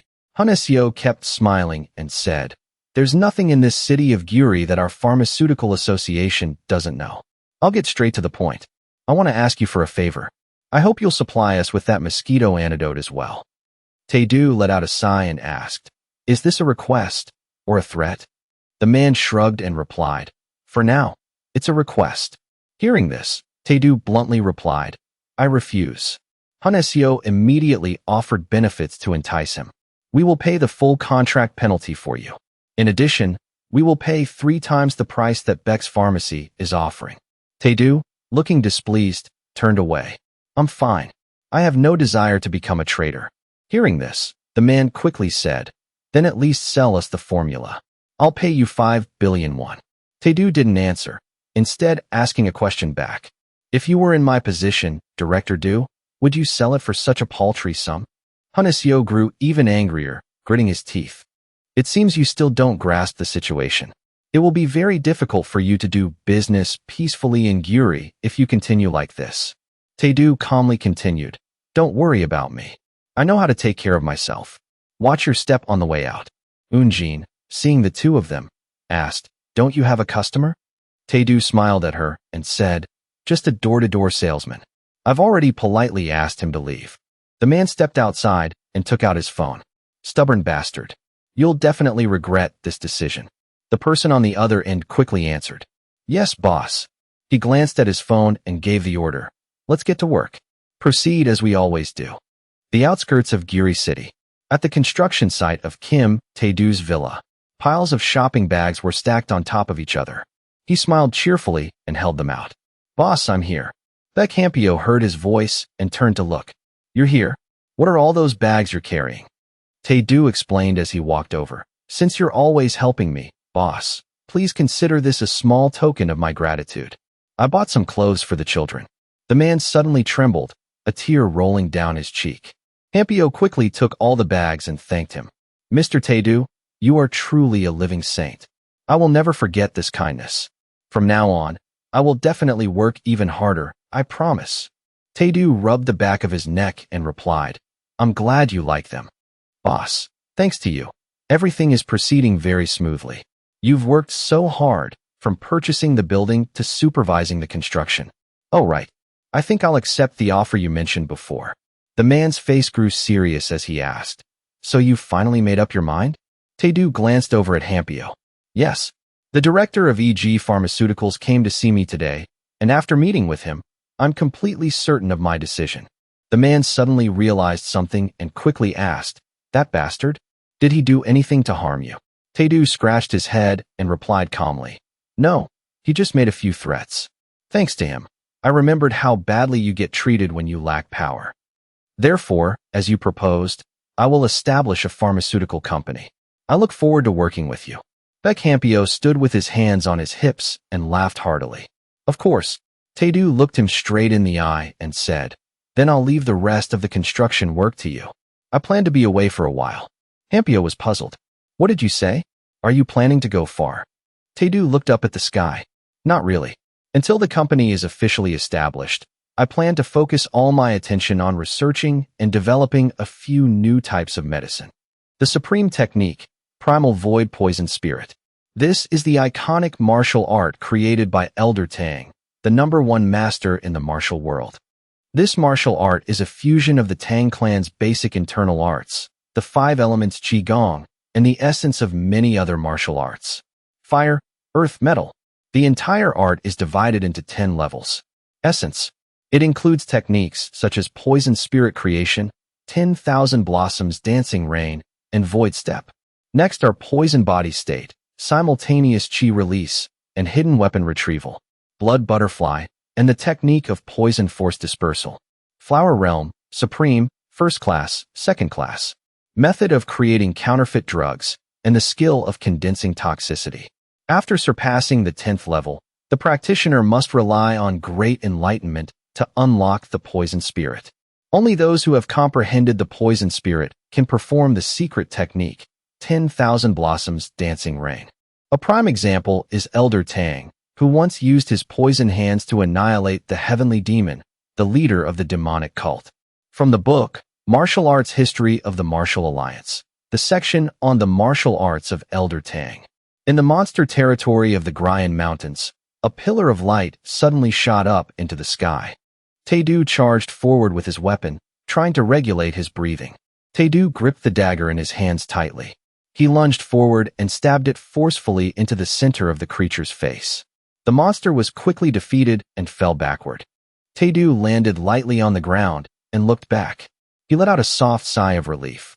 This monster is called a poison-clawed spirit cat, but it's as big as a tiger. Its hide is so tough that neither my weapon nor my internal energy can easily penetrate it. My current level is only the 3rd stage of the poison spirit art, equivalent to the strength of a second or first-rate martial artist in the martial world. It's truly still a shameful level. That's why I chose Gryan Mountain as a place to train and absorb toxins from mutated creatures. This poison cat is impressively large. For someone like me who holds all of Elder Tang's knowledge, this training is just like reviewing old lessons. Because I started this with a mindset of already understanding everything thoroughly, I can advance extremely quickly as long as I continuously ingest new types of poisons. Before, my body hadn't adapted yet, which left me stuck at the 3rd stage for a while. But now that my physical condition has stabilized, advancing to the next level is no longer an obstacle. Tae-do wiped a streak of blood from his mouth. Now, I just need to successfully absorb the toxicity from a poison spore-bearing deer and... Oh, I almost forgot. I need to retrieve my hidden daggers. Do you have any idea how expensive these things are? The poison spore-bearing deer is a monster with a gentle and passive nature. They have 2 humps on their backs, much like a 2-hump camel. He attacked it with swift speed. However, the reason this gentle creature is so feared is because, as soon as it dies, those 2 humps explode, releasing countless tiny, extremely potent poison spores. Tae-do stood amidst the cloud of poison without a trace of fear. He reached out and touched it. Is this the poison that's rumored to be able to melt even the filter of a gas mask? I can't believe it takes a whole hour for it to dissipate when exposed to air. The finger that touched the poison quickly started to smoke. Just as the rumors say, this is the most terrifying poison I've ever encountered. I can't let this precious ingredient go to waste. Tae-do turned, his coat fluttering. He reached out his hand, intending to gather all the poison in one place. Tae-do gritted his teeth, his face drenched in sweat. I need to concentrate. The blue light and the purple poison mingled together, condensed the poison chi. His hand trembled as he drew it closer, then guided it to permeate his body. If I circulate it through the poison spirit art to convert it into internal energy. Inside Tae-do's body, a rapid change occurred. So, I've reached the 4th stage. I wonder how many hours I've been sitting here circulating my chi. So I've absorbed all the poison floating in the air. Because the amount of poison was so large, converting it into true chi was no simple task. Perhaps I was a bit too greedy. Even so, after understanding its harmful components, creating an antidote will be as easy as flipping my hand. Besides this deer, the modern world possesses far more types of poison than the martial arts era. I need to take advantage of this to get stronger quickly. Images of the past flashed through his mind. I will absolutely not allow myself to be as weak as I was in the past. His voice became firm. Never again. Tae-do's hands cupped the sphere of energy. It quickly dissolved into his body. Success. I've finally reached the 4th stage. Tae-do looked at his body, which was emitting a faint light, and said happily, "That took quite a bit of time." He stood up and stretched to loosen his muscles. I've stayed in Grind Mountain longer than I originally planned, but I've managed to reach the 4th stage and figure out the antidote formula for the spore deer's poison. Tae-do slung his bag over his shoulder and looked up at the sky. I should probably head back. With the EG Pharmaceuticals issue still unresolved, being absent for this long makes me feel a bit uneasy. Nightfall. At a shop in the city. He dropped the bag from his shoulder onto the floor. Tae-do dusted off his hands and asked, "Director, I'm back. Is everyone doing okay? The shelves are completely empty. Business must still be booming, huh?" Baek Hampio's voice was filled with astonishment. "Oh my, Mr. Tae-do, you're back. It's been half a month already. I couldn't reach you by phone, so I was very worried." The girl standing next to him also spoke up. "Welcome back, Tae-do." Tae-do, flustered, quickly waved his hand and explained, "I'm sorry. I turned off my phone to focus on training and researching the antidote. But why does everyone look so sad? Did something happen?" Baek Hampio slowly recounted the events. "Well, the representatives from the pharmaceutical companies announced they would stop supplying us and have recalled all their products. Furthermore, today the Drug Licensing Department of the Self-Governing Committee demanded that we submit our ingredient list to investigate the antidote's side effects." Hearing this, Tae-do's expression hardened. "Is this Duhun SEO's doing?" The man scratched his head in confusion and replied, "Although there's no concrete evidence, that's the tactic he frequently uses. He also holds the position of General Commissioner in the military's self-governing committee. So what happens if we refuse to provide them with the ingredient list? In the worst-case scenario, our business will be completely shut down." He crossed his arms and thought, could it be that the permanent commissioner sent by the Empire is also complicit in this?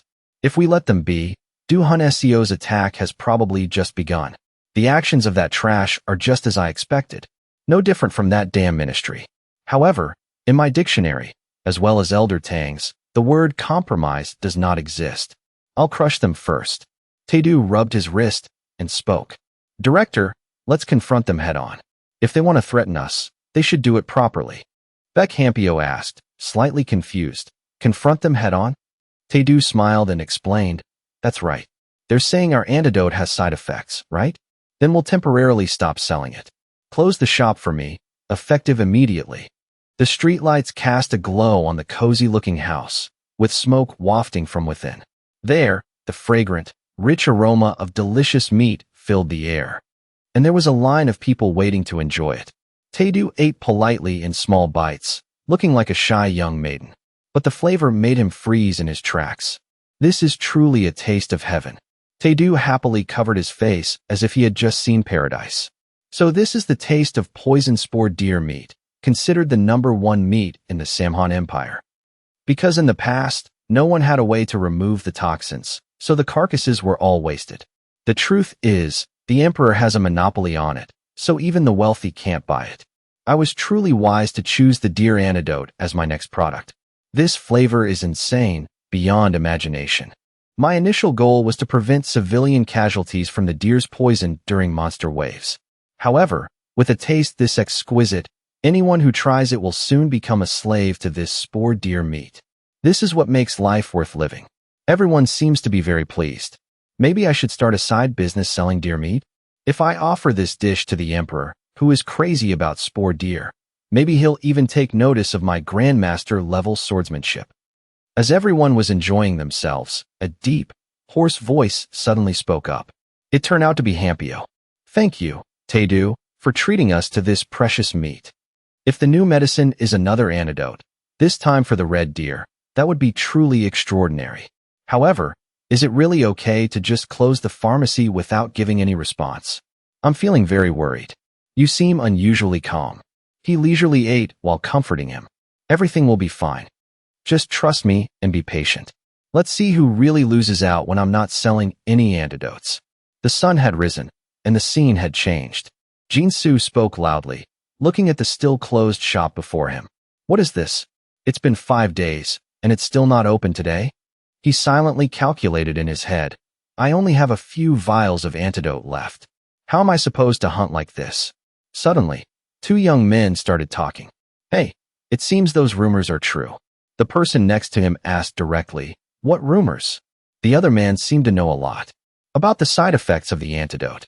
I heard someone got sick after taking it, so the self-governing committee demanded they release the formula. And because of the pressure, the director had to close the shop. The person next to him finally remembered. I heard about that too. They say sales might be suspended permanently. But these words infuriated Gene Shio. Those bastards. They're good for nothing but running their mouths. I'm living proof that I've used all of the director's medicines, right here. How dare they spread such lies? He couldn't hold it in any longer and reached out his hand. Hey, you guys. But a sword scabbard suddenly appeared, stopping Gene Shio's action. Dong Hyuk appeared, looking cool and composed. That's enough. I won't use this on anyone who causes trouble here. Everyone was stunned by this scene. Isn't that Sir Lee Dong Hyuk? What brings the captain of the guard all the way here? Could the rumors about his connection to EG be true? After all, they're all part of the same faction as the committee. Whatever. This happens all the time. Gene Shio couldn't fight back and could only clutch his arm, trembling. Dong Hyuk spoke again. This is an official decision from the permanent committee. Due to the side effects caused by the antidote from Beck's pharmacy, business has been suspended until the formula analysis is complete. So all of you disperse. Don't gather here and make noise. He couldn't accept this result.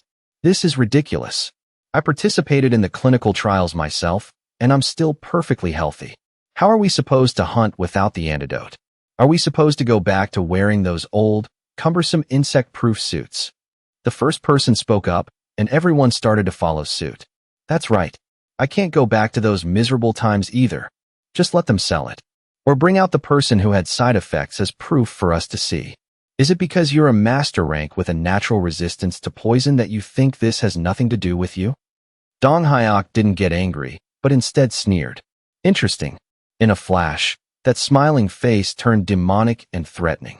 Since when did trash like you dare to talk back to me? But forget it. You're not worth me drawing my sword. Now get out of my sight. He thought to himself, damn it. That secretary made me do this annoying job again. If it weren't for the majority rule.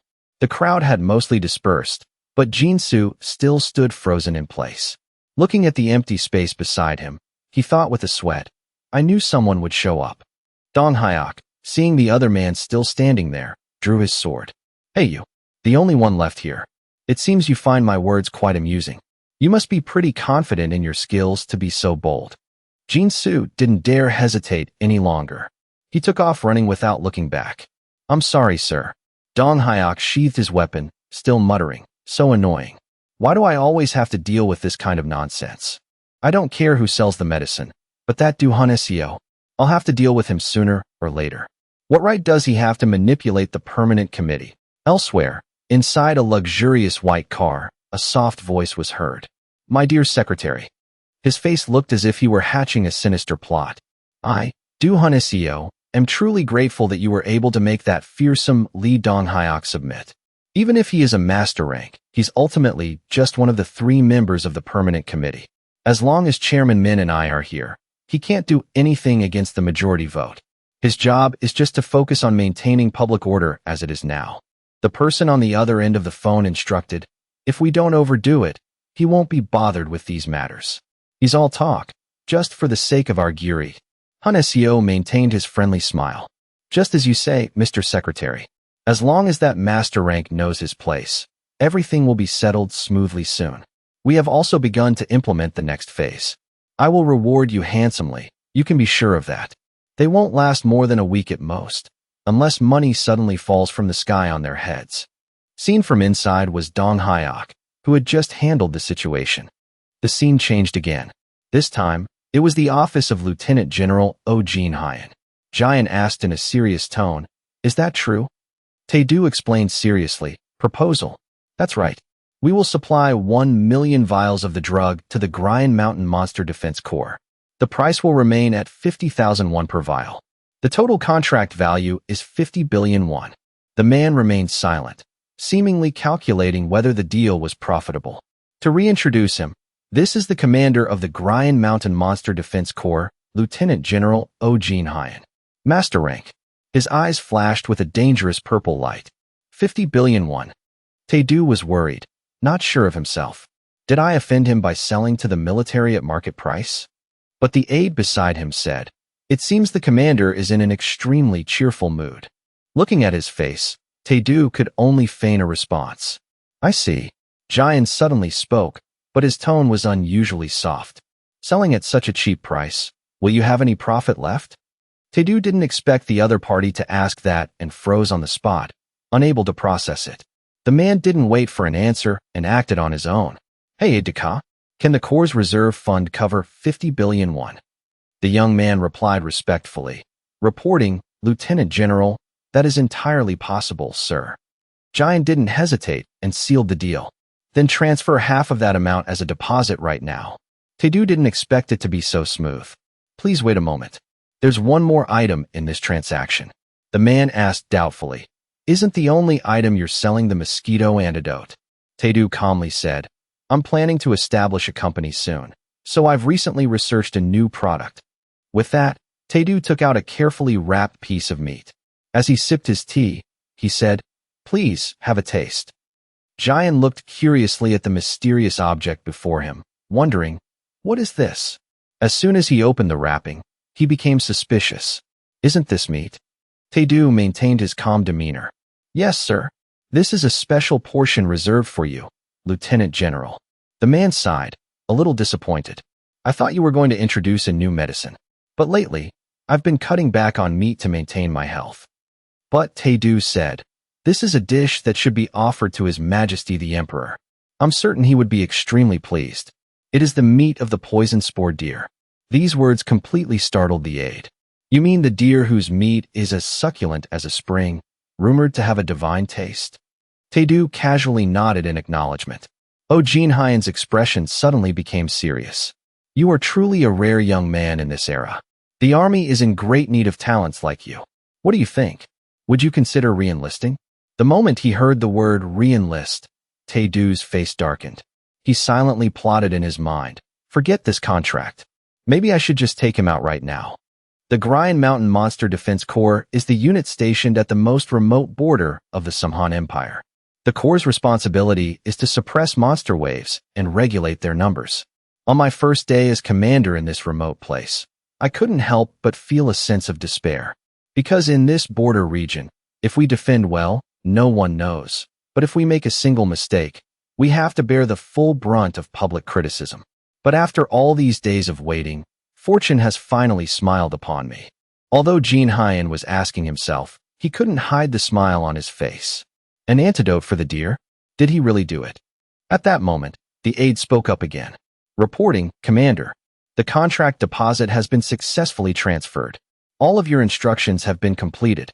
Just as you predicted, the reason they suddenly cooperated with us is due to a conflict with the Pharmaceutical Association under Du Shio. Furthermore, regarding the newspaper you were interested in, tomorrow's issue will feature an exclusive story on the Antidote contract and the spore deer hunting campaign. The man didn't hold back his praise. You did well, aide. Keep an eye on Kim Tae-do and support him as much as possible. Wind. The young man put his hands behind his back and saluted. Yes, sir. Jian suddenly said something sentimental. And also, thank you for always standing by my side during the time I was isolated. The aide burst into tears, moved.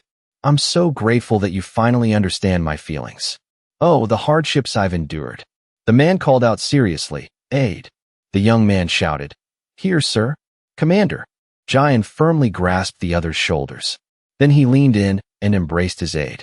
Let's seize this opportunity and march straight to the capital together. The young man agreed with vigor. Yes, sir. I will definitely trust and follow you to the end. The two of them shouted together, their voices echoing out into the hallway, startling the people outside. Kim Tae-do, hooray! Hooray! The scene changed again. At Kim Tae-do's house on the outskirts of Giri City. Inside the house, the sound of conversation could be heard. The preparations for establishing the company are proceeding very smoothly. Baek Hampyo instructed seriously. As soon as you finalize the name, we can complete the remaining procedures quickly. Tae-do replied politely, You've worked hard. It's fortunate that the contract with the military was successfully signed. Lieutenant General O even arranged everything himself, making the road ahead of us smoother. He also secretly leaked news about the contract and the mosquito drug research to the press to create a wave of public opinion, as expected of someone who climbed to the position of Corps Commander. At this point, all the advantages are leaning in our favor. You've used the deposit to pay off the loan, right? The man smiled and explained, Yes. Since we received 25 billion, I had it taken care of immediately. I also cut all ties and cleared out the account at that bank. Although he said that, Hampyo's hands trembled continuously. Tae-do pretended not to see and chatted as usual. You did well. Use the remaining money to invest in the management of the orphanage. And one more thing. I've been thinking a lot. I probably can't carry this company on my own. I really need a reliable partner by my side. Mr. Baek. And I have a proposal. Are you willing to build this business with me? These words directly startled the man. What? However, Hampyo knew his own capabilities well. Me? I've only ever been used to running a small pharmacy. I'm afraid I won't be of much help to you. Tae-do explained. That's not true. I'm only skilled at making medicine. I don't know anything about how to bring it to market. Without your help, this business definitely can't operate. The man continued. I'm still helping you with all my might. But thank you anyway for thinking so highly of me. Then Hampyo suddenly changed his mind. All right then. Seeing such a bright future, I'll join. We'll split the profits 9-1. Of course, you, Mr. Tae-do, will get 9 parts. But Tae-do refused. No. Tae-do even gave a very reasonable reason. Mr. Baek will be the one running things directly, so you need to have a worthy share. The ratio will be 7-3. If you don't agree to this, I won't open the company either. The man burst out laughing. No more pleasantries then. I'll accept this sincere offer. However, the person with operational authority will not be me. Although I'm just a pharmacy owner, I'm fortunate enough to know someone much more talented. Tae-do asked doubtfully, Is it someone from the orphanage? Hampyo began to recount. You met her once before in the orphanage's shelter. Her name is Baek Seol-yeon. At this, Tae-do immediately recognized the person. I was quite impressed with her. The man didn't hide anything and continued. She's the smartest child I've ever raised. If you don't object, I'll call her here right away. Tae-do smiled and thought to himself. After more than 2 decades of caring for orphans, the children who have grown up and succeeded in various fields are this man's greatest strength. Tae-do politely agreed. As long as it's someone capable, I warmly welcome them. The two of them shook hands, considering the deal done. Indeed, partnering with Mr. Baek was an excellent decision. He stood up and said excitedly, I've just thought of a name for the company. Taking the Tae from Tae-do and the Hong from Hampyo, let's register it as Taehong Bio. Hampyo quite liked it. That's a great name. I'll go handle the registration right away. Suddenly, he seemed to remember something. I almost forgot. I've contacted a few awakened and suitable candidates from our side. Tae-do was puzzled and asked, Sir, why did you suddenly call them? Hampyo answered frankly, that Do Hunesyo guy is very likely to resort to violence. So I called them to protect you, Tae-do. Tae-do wasn't so sure. To protect me? I'll be fine. You should have them stay and protect the orphanage instead. In his heart, he assessed, come on, Who's protecting whom? The man was still quite hesitant. Even so, the words he wanted to say got stuck in his throat. After all, why does he have such great confidence? His face is unremarkable, and he's not an awakened.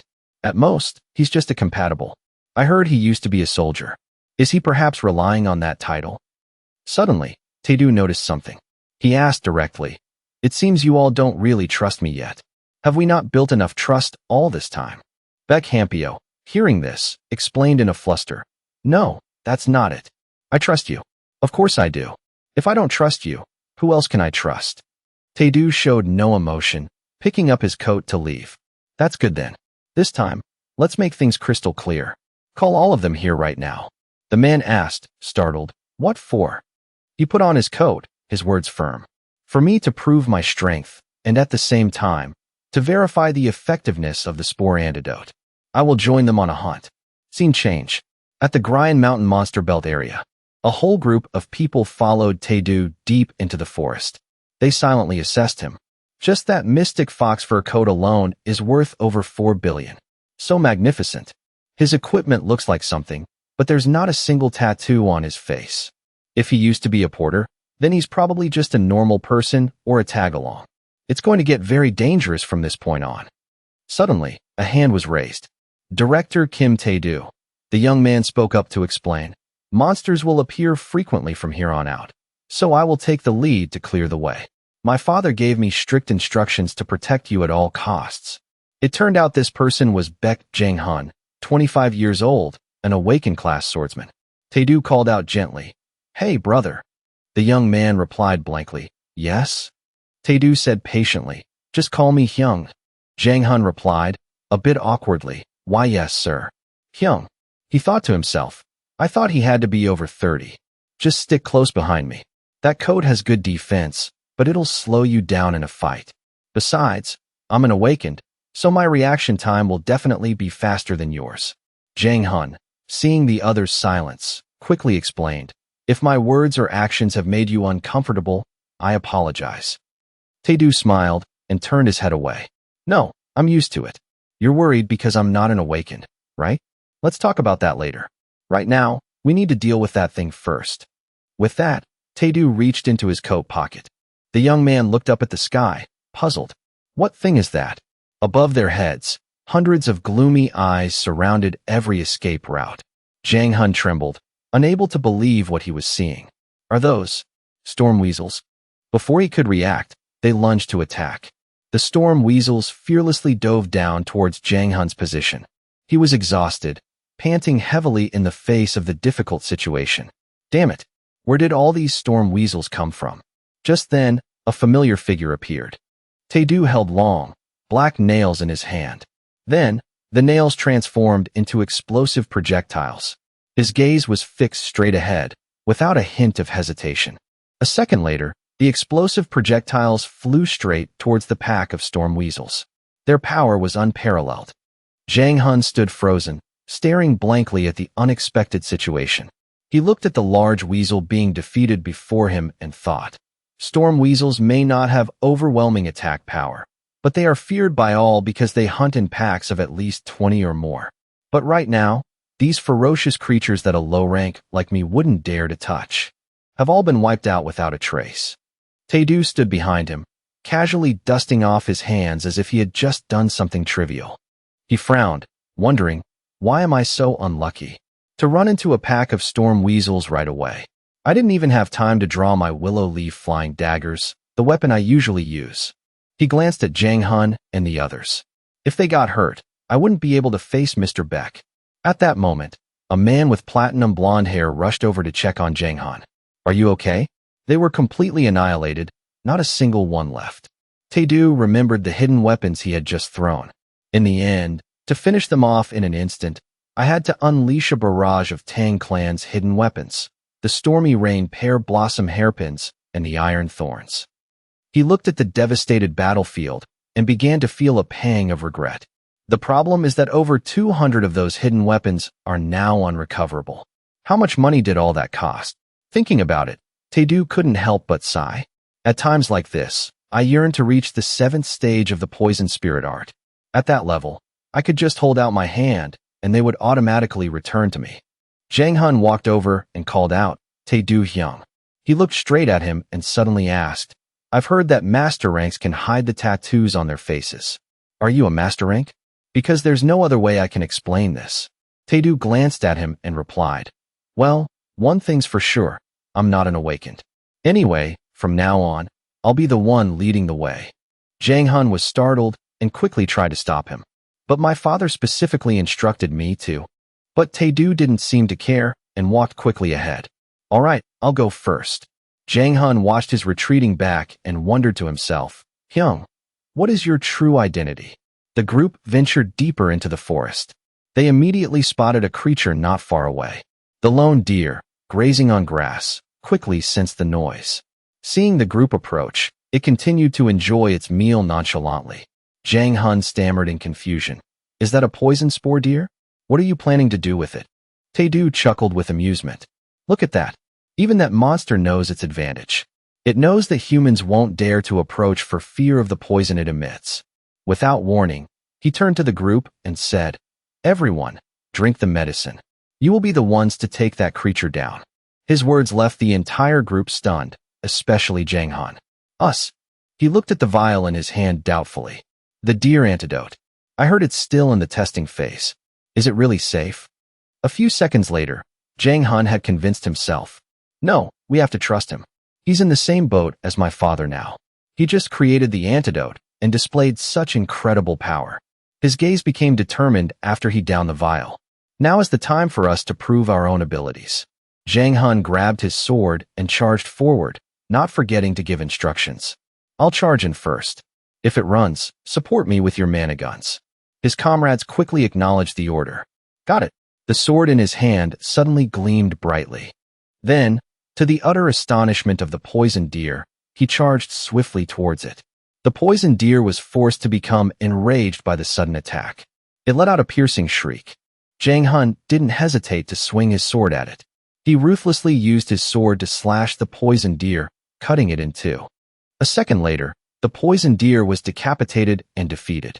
The woman in the team immediately shouted a warning. "It's about to explode. Everyone, be careful." Poisonous bubbles emerged from the deer's carcass. It quickly spread around, mixing with the air. Tae Du looked at the result, quite satisfied. "I was still a bit skeptical at first, but not bad at all." He couldn't help but praise Jang Hun. Both the effectiveness of the deer antidote and that young man. His skills are still raw, but he's got a lot of guts. The woman from before turned to Jang Hun and reported happily, "Jang Hun, look, I'm completely unharmed." He also smiled, relieved that everything went smoothly. What a relief. The antidote worked. At that moment, Tae Du walked over and said confidently, "So, do you believe me now? As long as you have this antidote, taking it down becomes incredibly simple. This species of deer is mostly all bark. If you take away its poison, it's just a weak animal." Jang Hun called his name with full confidence. "Tae Du Hyung." The platinum blonde man spoke up, admitting his fault. "I'm very sorry for ever doubting your antidote." The woman in the team said nonchalantly, "I always believed in you. Weren't you the one who created the mosquito antidote?" Tae Du didn't stop, but walked past them towards the deep forest. "If there are no more problems, let's head deeper in and continue the hunt." Jang Hun obediently replied, "Yes, Hyung." He turned back to remind the group, "Oh, right. You guys know how to butcher meat, right? Let's gather all this deer meat first. Once the antidote is released to the market, the deer in this region will become scarce soon." In New Seoul, the capital of the Samhan Empire, located in the former Manchuria region. This was a bustling city, the headquarters of the Melina Group, a tall and luxurious building. In the office, all the employees were bustling with activity. Just then, a voice, loud enough to be heard, called out, "Hey, is that Director Beck?" The woman who was called looked up and replied, "Yes, I'm here, Vice President." Beck Seol-yun, 30 years old, the youngest female director in the Strategic Planning Department of the Melina Group. Gluhak, Vice President of the Strategic Planning Department of the Melina Group. He didn't hesitate to ask, "I want to ask you directly. You grew up in Beck's orphanage, didn't you? And Beck Hampio is the head of that place." Seol-yun couldn't help but wonder, why is he bringing up my father at a time like this? But on the surface, she remained calm and replied, "That's correct. Is there a reason you're asking about that?" He chuckled and then suddenly announced, "As I thought, my memory serves me right. From now on, hand over all the projects you're in charge of to me." Seo Yun was stunned by the suddenness of it all. "What did you say, sir?" Gluhak put on a malicious expression and instructed her, "Instead, I want you to go down to Giri and take care of something for me. I have an important matter I need your help with." Seo Yun couldn't help but question, "Why are you suddenly saying such strange things?" Gluhak held out a newspaper and said, "What? You haven't been following the news about the new rising company, Taehong Bio?" As she read, she wondered, why is this man acting so strangely?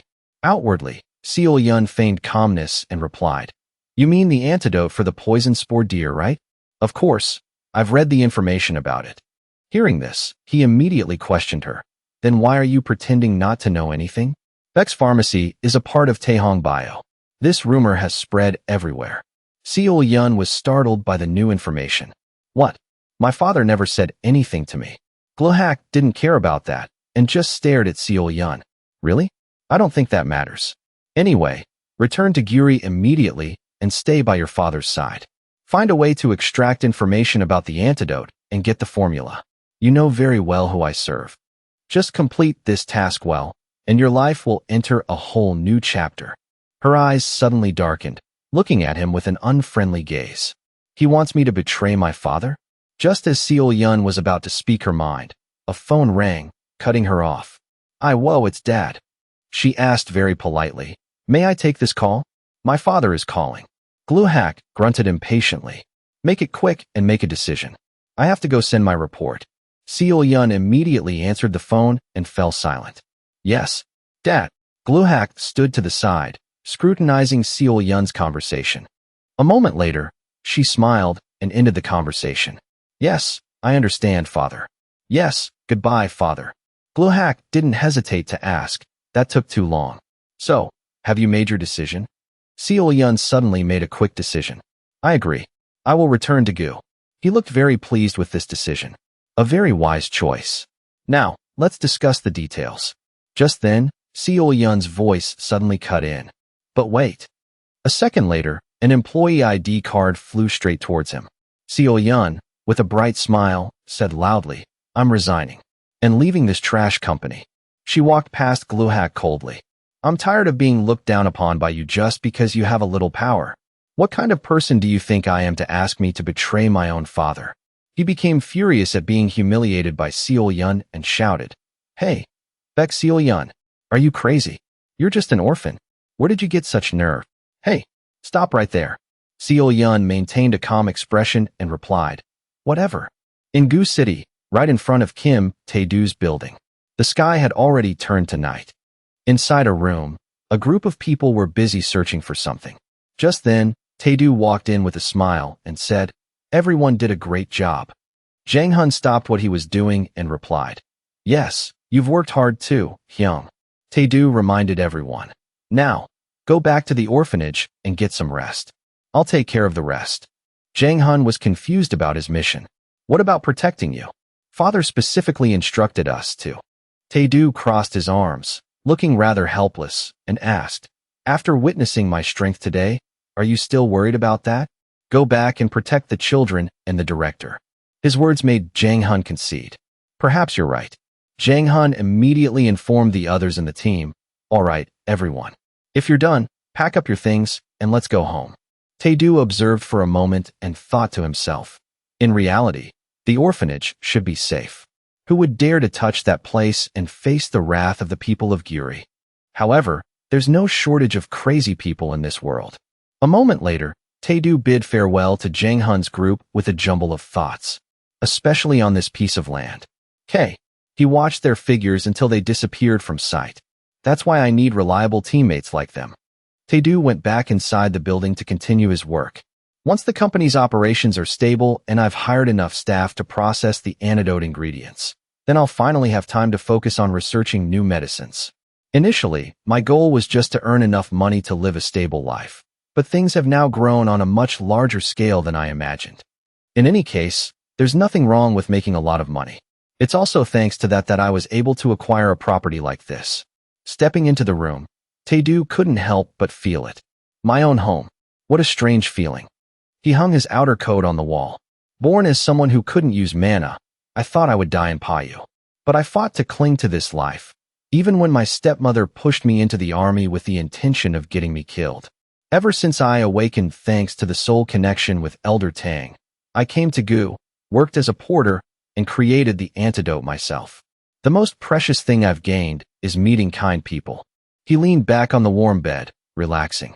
It's been a tumultuous journey in such a short period of time. Gu will be where I start everything. This will be the foundation for me to stand on my own 2 feet. Elsewhere, light footsteps moved through the night. A man turned back and asked his subordinate, "Is that the building owned by that kid, Kim Tae-do?" The man behind him quickly replied, "Yes, that's right, boss." This leader was the head of a villainous organization in Gu, Ma Sang-sik. Novice level. He began to mock Tae-do. This newcomer to Giri already thinks he can buy real estate? How ridiculous. His subordinate, Jack-san, immediately explained, "It's because his antidote is such a huge hit. I heard the dear antidote is about to be released soon too." Sang-sik turned back, annoyed. "Damn it. You think I don't know that?" Jack-san lowered his head meekly. "Boss, I'm sorry." He couldn't help but grumble in frustration. What a waste. If it weren't for Du-hun SEO's request, I would have just kidnapped that brat and stolen the formula. Jack-san called out urgently, "Boss." Sang-sik waved his hand dismissively. "I know. If CEO Du's drug supply gets cut off, we're finished. So just follow the orders. Let's go." The man named Jack-san used a flashlight and broke the difficult lock. The group tiptoed quietly up the stairs. Sang-sik didn't forget to give instructions.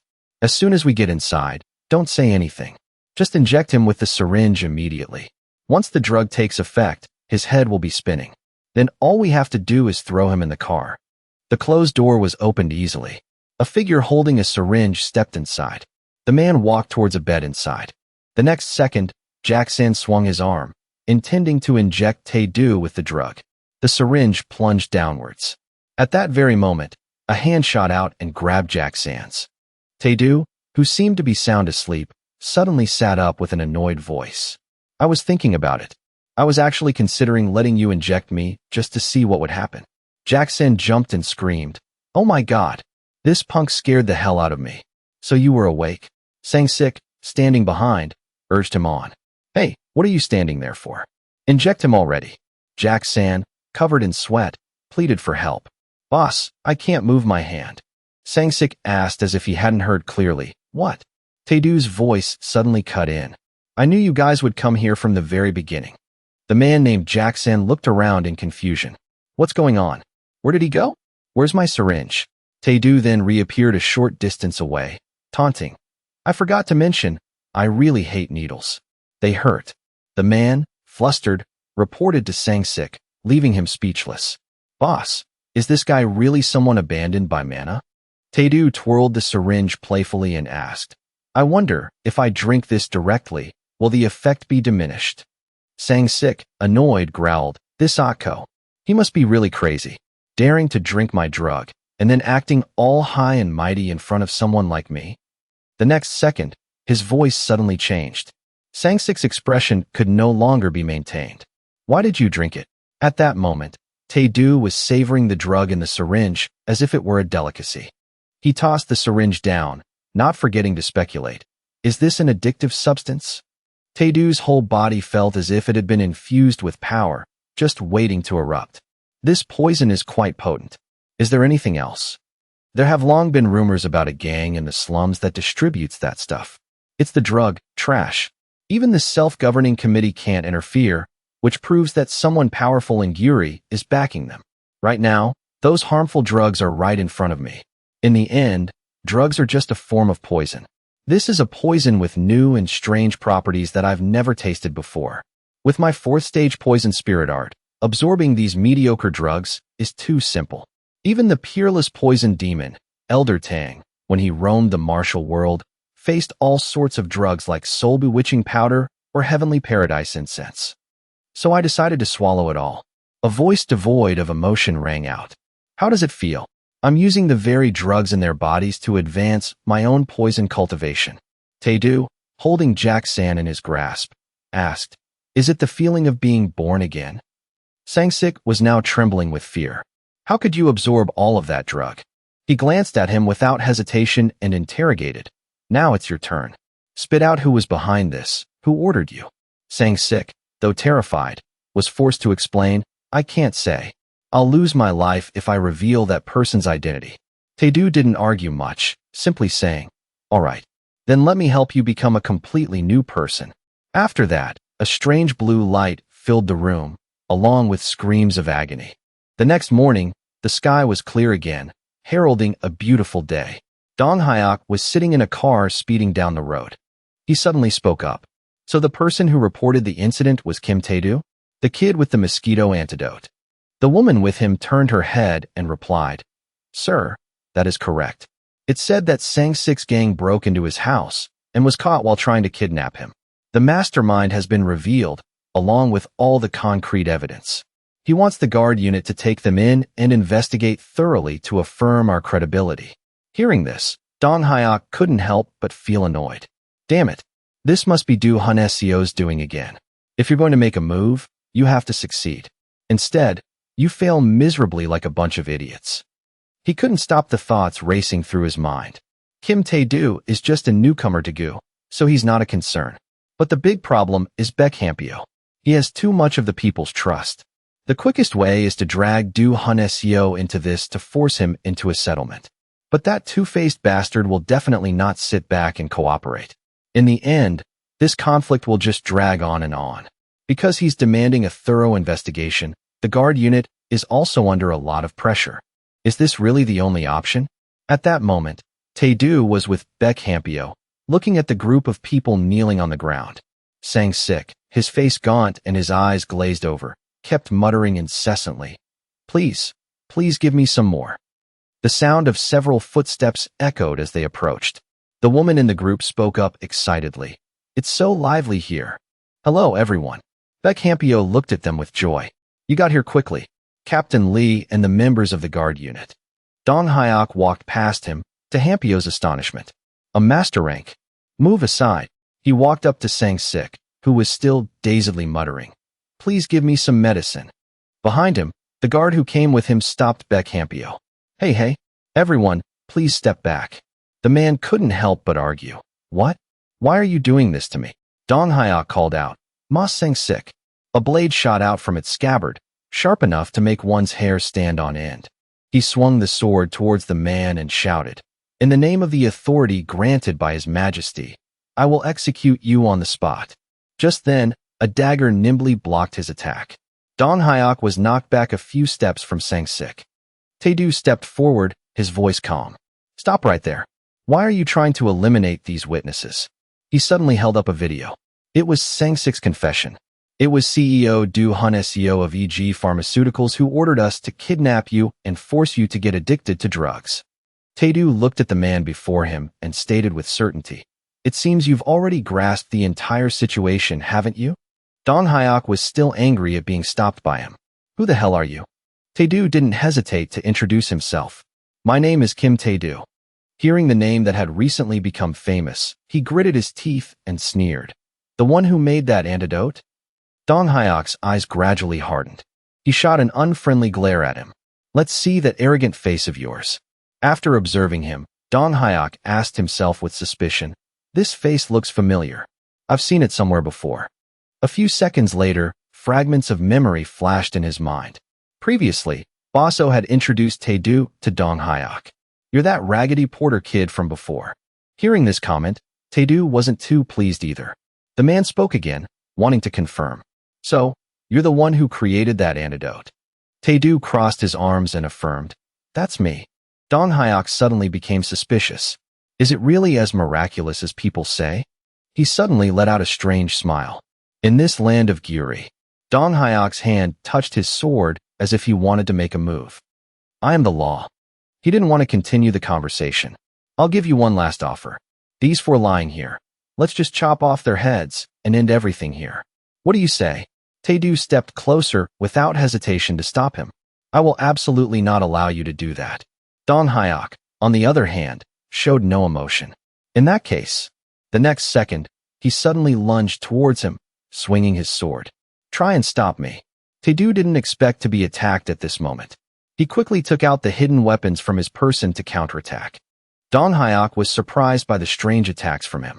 The sounds of clashes echoed incessantly in the quiet space. Just then, Dong Hyok spoke up again, questioning, "Are you the one who subdued these men?" A small cut appeared on the back of his hand, oozing blood. "I never thought a nobody like you could even scratch me. I commend your courage." Therefore, it seemed Dong Hyok was starting to get angry and released his power. The price for obstructing a master rank twice is death. Tae-do looked at the man who wanted to kill him and said with confusion, "Is the title of master rank really that big of a deal?" He spoke while distracted. "I sincerely want to know, what has made a guild master like you so confident to the point of arrogance?" Dong Hyok used those few seconds to deliver a life-threatening sword strike. "You bastard." Tae-do didn't hesitate to counterattack with his hidden weapons. Dong Hyok poured all his strength into the sword in his hand. Just as the two were about to clash, a helicopter appeared, hastily stopping them. "That's enough." From the helicopter, several figures leaped down. Jian landed on the ground, creating small cracks. He smiled faintly and spoke to mediate. "Hey, Lee Dong Hyok. Let's end things here." Jian and his subordinates jumped down from the helicopter. He sent a friendly greeting to his old acquaintance. "Long time no see, Lee Dong Hyok." It seemed Dong Hyok did not welcome Jian. "What brings you all the way to this free city?" The man was furious but had to endure it. "Do I need your permission to show up here?" He didn't want Gene Hyun to use that as an excuse to interfere. This is considered the military interfering in Giri's affairs. The man immediately explained clearly, "No, I'm not here today as a soldier." Jian affirmed he wouldn't do anything out of line. "Today, I'm simply Gene Hyun." He made a deal with Dong Hyok beforehand. "Then it's best we mind our own business. Don't interfere with each other." He had long been dissatisfied with Jian. His attitude changed when he met Tae-do. "Hey kid, are you injured anywhere?" He politely shook Gene Hyun's hand. "It's nothing, I'm fine." The man suddenly shouted, "Who caused this? Just give me the name." The person making the firm declaration was the division commander of the Gryan Mountain Monster Defense Corps, Major General Gunyen. "Master rank. I, Gunyen, will personally handle this matter. We will absolutely not let anything happen to the person supplying the antidote to the Corps." Pilsung was ready to support his comrade. "I will dispatch some available officers to serve as your escort." Division Commander, Major General Baek Pilsung. "Master rank," Yul teased. "Or should I also prescribe you a tonic?" Division Commander, Major General Hong Yul. "Master rank." Even Dong Hyok was surprised by the sight of the 5 people laughing and talking cheerfully. What is going on here? Did they know each other through his father's connections? For master ranks, and they're military officers too. I can't negotiate this with words. I have no choice. For now, I must retreat. This humiliation, I will definitely repay it in full. All right then, enjoy your chat. I'll be taking my leave. Jian had no intention of letting Dong Hyok leave so easily. Leaving so soon? Stay and chat a little longer. He was jealous because they had nothing to worry about. "I'm not as free and idle as you lot." It seemed the man was deliberately provoking Dong Hyok. How surprising. He wanted to know what Gene Hyun meant. About what? The man pointed to the captured criminals behind him. "If you're so busy, you should have cleaned up this trash in Giri a long time ago. If the militia can't handle it, do you want me to send some troops to help?" He stormed out the door with his sword. "Not necessary. I can't stand those bastards in Sang-sik's gang anyway. I'll deal with them myself. Let's go." His subordinate obeyed Dong Hyok's command. "Yes, sir." Jian intended to use Dong Hyok's men for a mission. "Wait. Leave those dogs here. They're coming with me." He turned his head in a rage to question him. "Didn't you just say the military wouldn't interfere?" Dong Hyok started to feel confused. "What the hell are you trying to pull?" The man would absolutely not spare Dong Hyok's subordinates. "What do you think? These guys just tried to kidnap a close friend of mine. You want me to just ignore it after knowing everything?" He couldn't win the argument, so he decided to threaten him with the emperor. This action is a clear violation of the royal decree. If this reaches his majesty's ears, then... Jian let out a mocking smile. "Lee Dong Hyok, The man was furious at being lectured by someone else. Do you really think I'm like those other ordinary master ranks, that you dare to use such overbearing words? Gene Hion's power made Dong Hyok break out in a cold sweat. What? He wasn't afraid in the slightest. If I take your head right here, right now, what kind of punishment do you think His Majesty will bestow upon me? He trembled, but still cleared his throat to challenge him. You dare? Gene Hion teased. Dare? Should I just turn a blind eye to this? Pilsung couldn't help but interject. You think we wouldn't dare to touch you? Yul was ready to guarantee it. Just give the order, and we can take care of him immediately. Dong Hyok didn't know what to say in such a tense moment. The white-haired man was about to say something, but stopped. He knew he couldn't confront the military head-on, so Dong Hyok hastily ordered everyone into the car. We're heading back. His subordinates shouted in unison. Yes, sir. Jian was going to fix his arrogant attitude. That guy has been praised way too much in this Giri region. Tae-do was moved by his enthusiasm. Thank you, Lieutenant General O. Jian was extremely pleased. It's nothing. We're all in the same boat now, aren't we? Baek Hampio warmly welcomed the visitors. I am truly honored that you all came as soon as you received my call.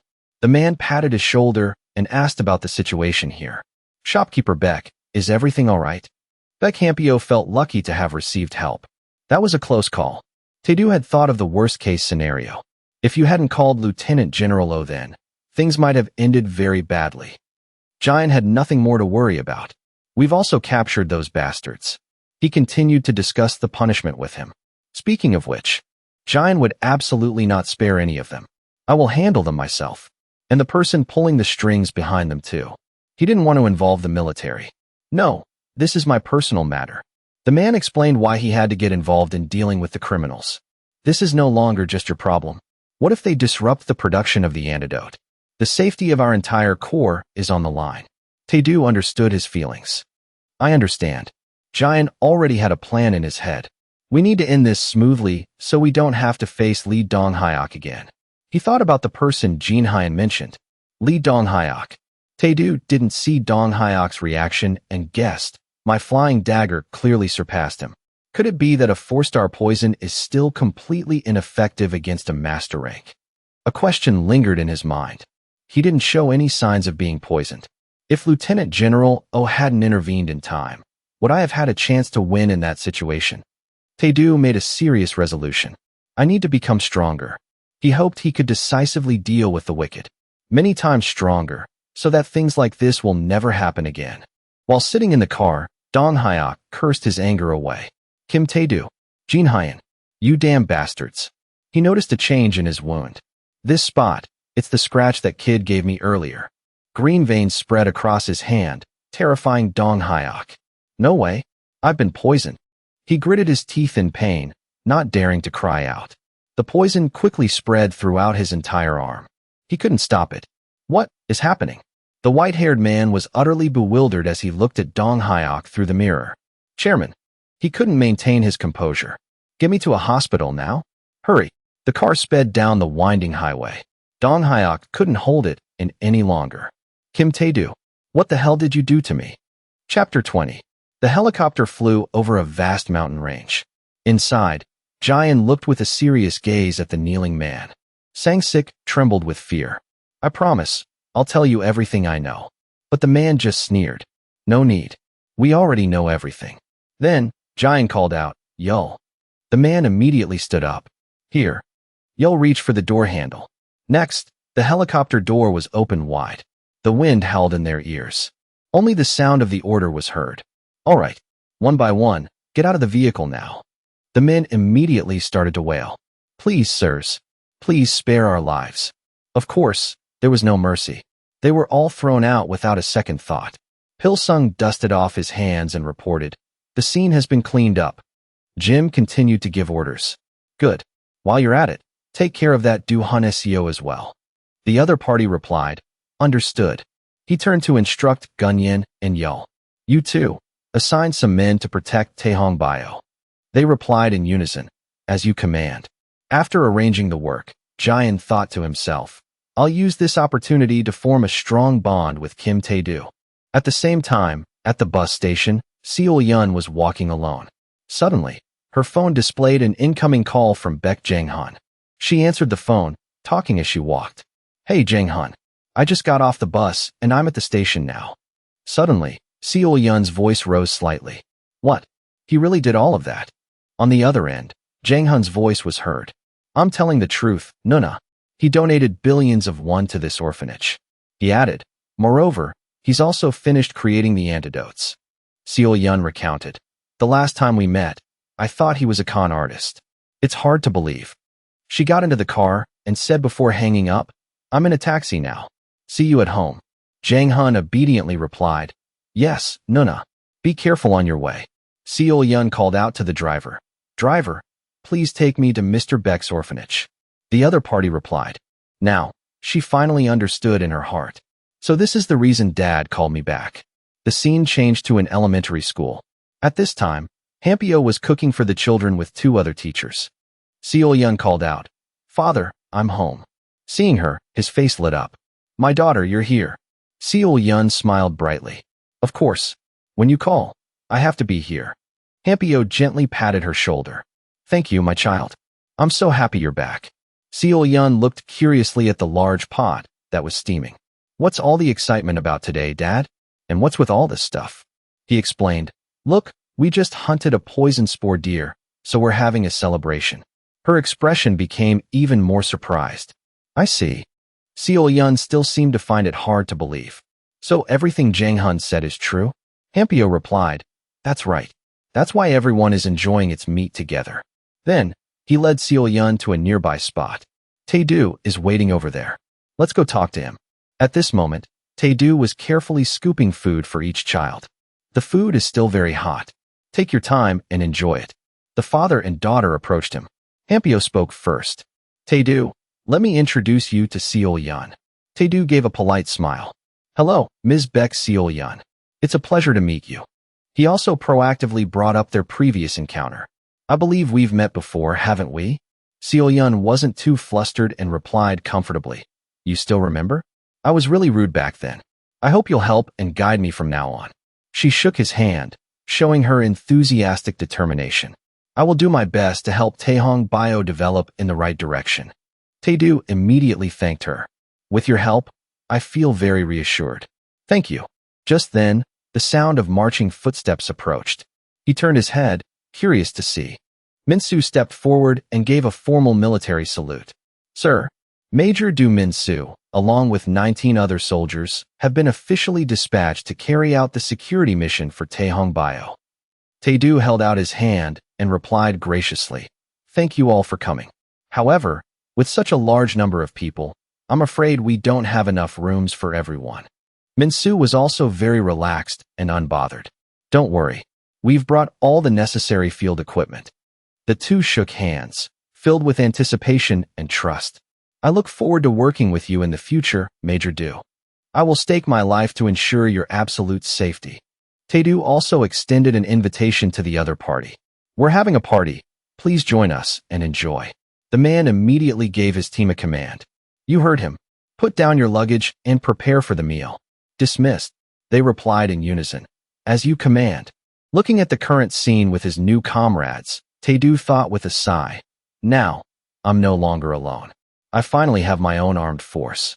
The scene changed to Gu City. Outside, on the streets, the space was quiet. The weather was cool.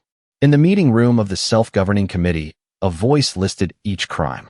Acts of manipulating drug prices, threatening small pharmacies, and bribing financial institutions. The person sitting on the high platform asked Hanesio, Do you admit to these charges? Although he was extremely annoyed, he was forced to submit. I admit it. On the way back down the hallway, Hanesio couldn't help but feel angry. Those bastards. They were so happy when they took my money, but now they're so quick to abandon me like this? On top of that, Ma Sang-sik has completely disappeared, and that punk Kim Tae-do is still living it up. He gritted his teeth, veins popping on his forehead. When did things start to go off track? Hanesio's mind was now in complete chaos. There's nothing I can do now. In the end, he reassured himself. I just need to lay low for a while. I'm sure everything will blow over. The car sped through the night, reaching a turn. The red light turned on. Suddenly, The rearview mirror reflected a motorcycle approaching closely. Seeing the other party maintaining a close distance, Hun Seo was somewhat alarmed. What the hell is going on? Suddenly, the car window was shattered by the other person with a baseball bat. Fresh blood appeared in the car cabin. The steering wheel was also stained with a few streaks of blood. The car lost control, its front end plunging off a cliff. The motorcyclist, after confirming the target had fallen into the lake, reported back to his superiors. Mission accomplished. We are on our way to withdraw. In the laboratory, Dong Hyok was writhing on a hospital bed. He was enduring the intense pain inside him. His skin was covered in bruises and swollen veins. Just then, a man with long hair opened the door and entered. Chairman, we've brought the medicine. He held out a small box enveloped in spiritual energy. This is the highest grade elixir from the Melina Pharmaceutical Group. Hearing this, Dong Hyok became frantic. Quick, give it to me. Hurry up. He didn't hesitate to grab it and put it in his mouth. The orb entered his stomach and suddenly released a blazing source of energy. Dong Hyok finally let out a sigh of relief. I feel much better now. This is the real deal. A 10 billion won elixir really does make a difference. Suddenly, a burst of light with fragments erupted from within him. Dong Hyok's face was now completely devoid of color. Damn it. That bastard Kim Tae-do. I will never forgive you. Meanwhile, Tae-do was standing alone in the middle of a forest, deep in thought. With Baek Seol-yeon's help, my company is gradually getting on track. However, the current problem is that our product lineup is still too poor for a typical pharmaceutical company. For that reason, this time I've personally ventured deep into the Grian mountain range. My goal is to hunt a great moon bear to get its bile to create a new medicine. On this trip, I also need to find new types of poisons to aid my training. He walked along the path, thinking, although I just advanced to 4 stars not long ago, perhaps because I've absorbed too much spore poison recently, I feel like I'm about to have a breakthrough. That old man, Kong Guk-ah, would probably be amazed if he knew I was about to reach the 5-star threshold. Over there is a poison sap cedar tree. Suddenly, Tae-do noticed something.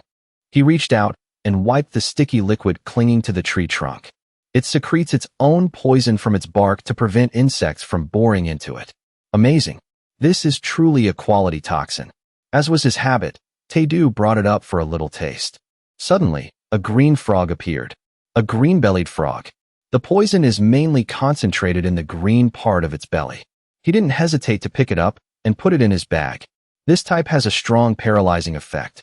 It's well worth collecting for research. In addition, Tae-do discovered other species. And this is a white-necked king centipede. Looking at the centipede wrapped around his arm, he analyzed it specifically. Its size is even more terrifying than most snakes, and its venom is strong enough to take down an orc in a single note.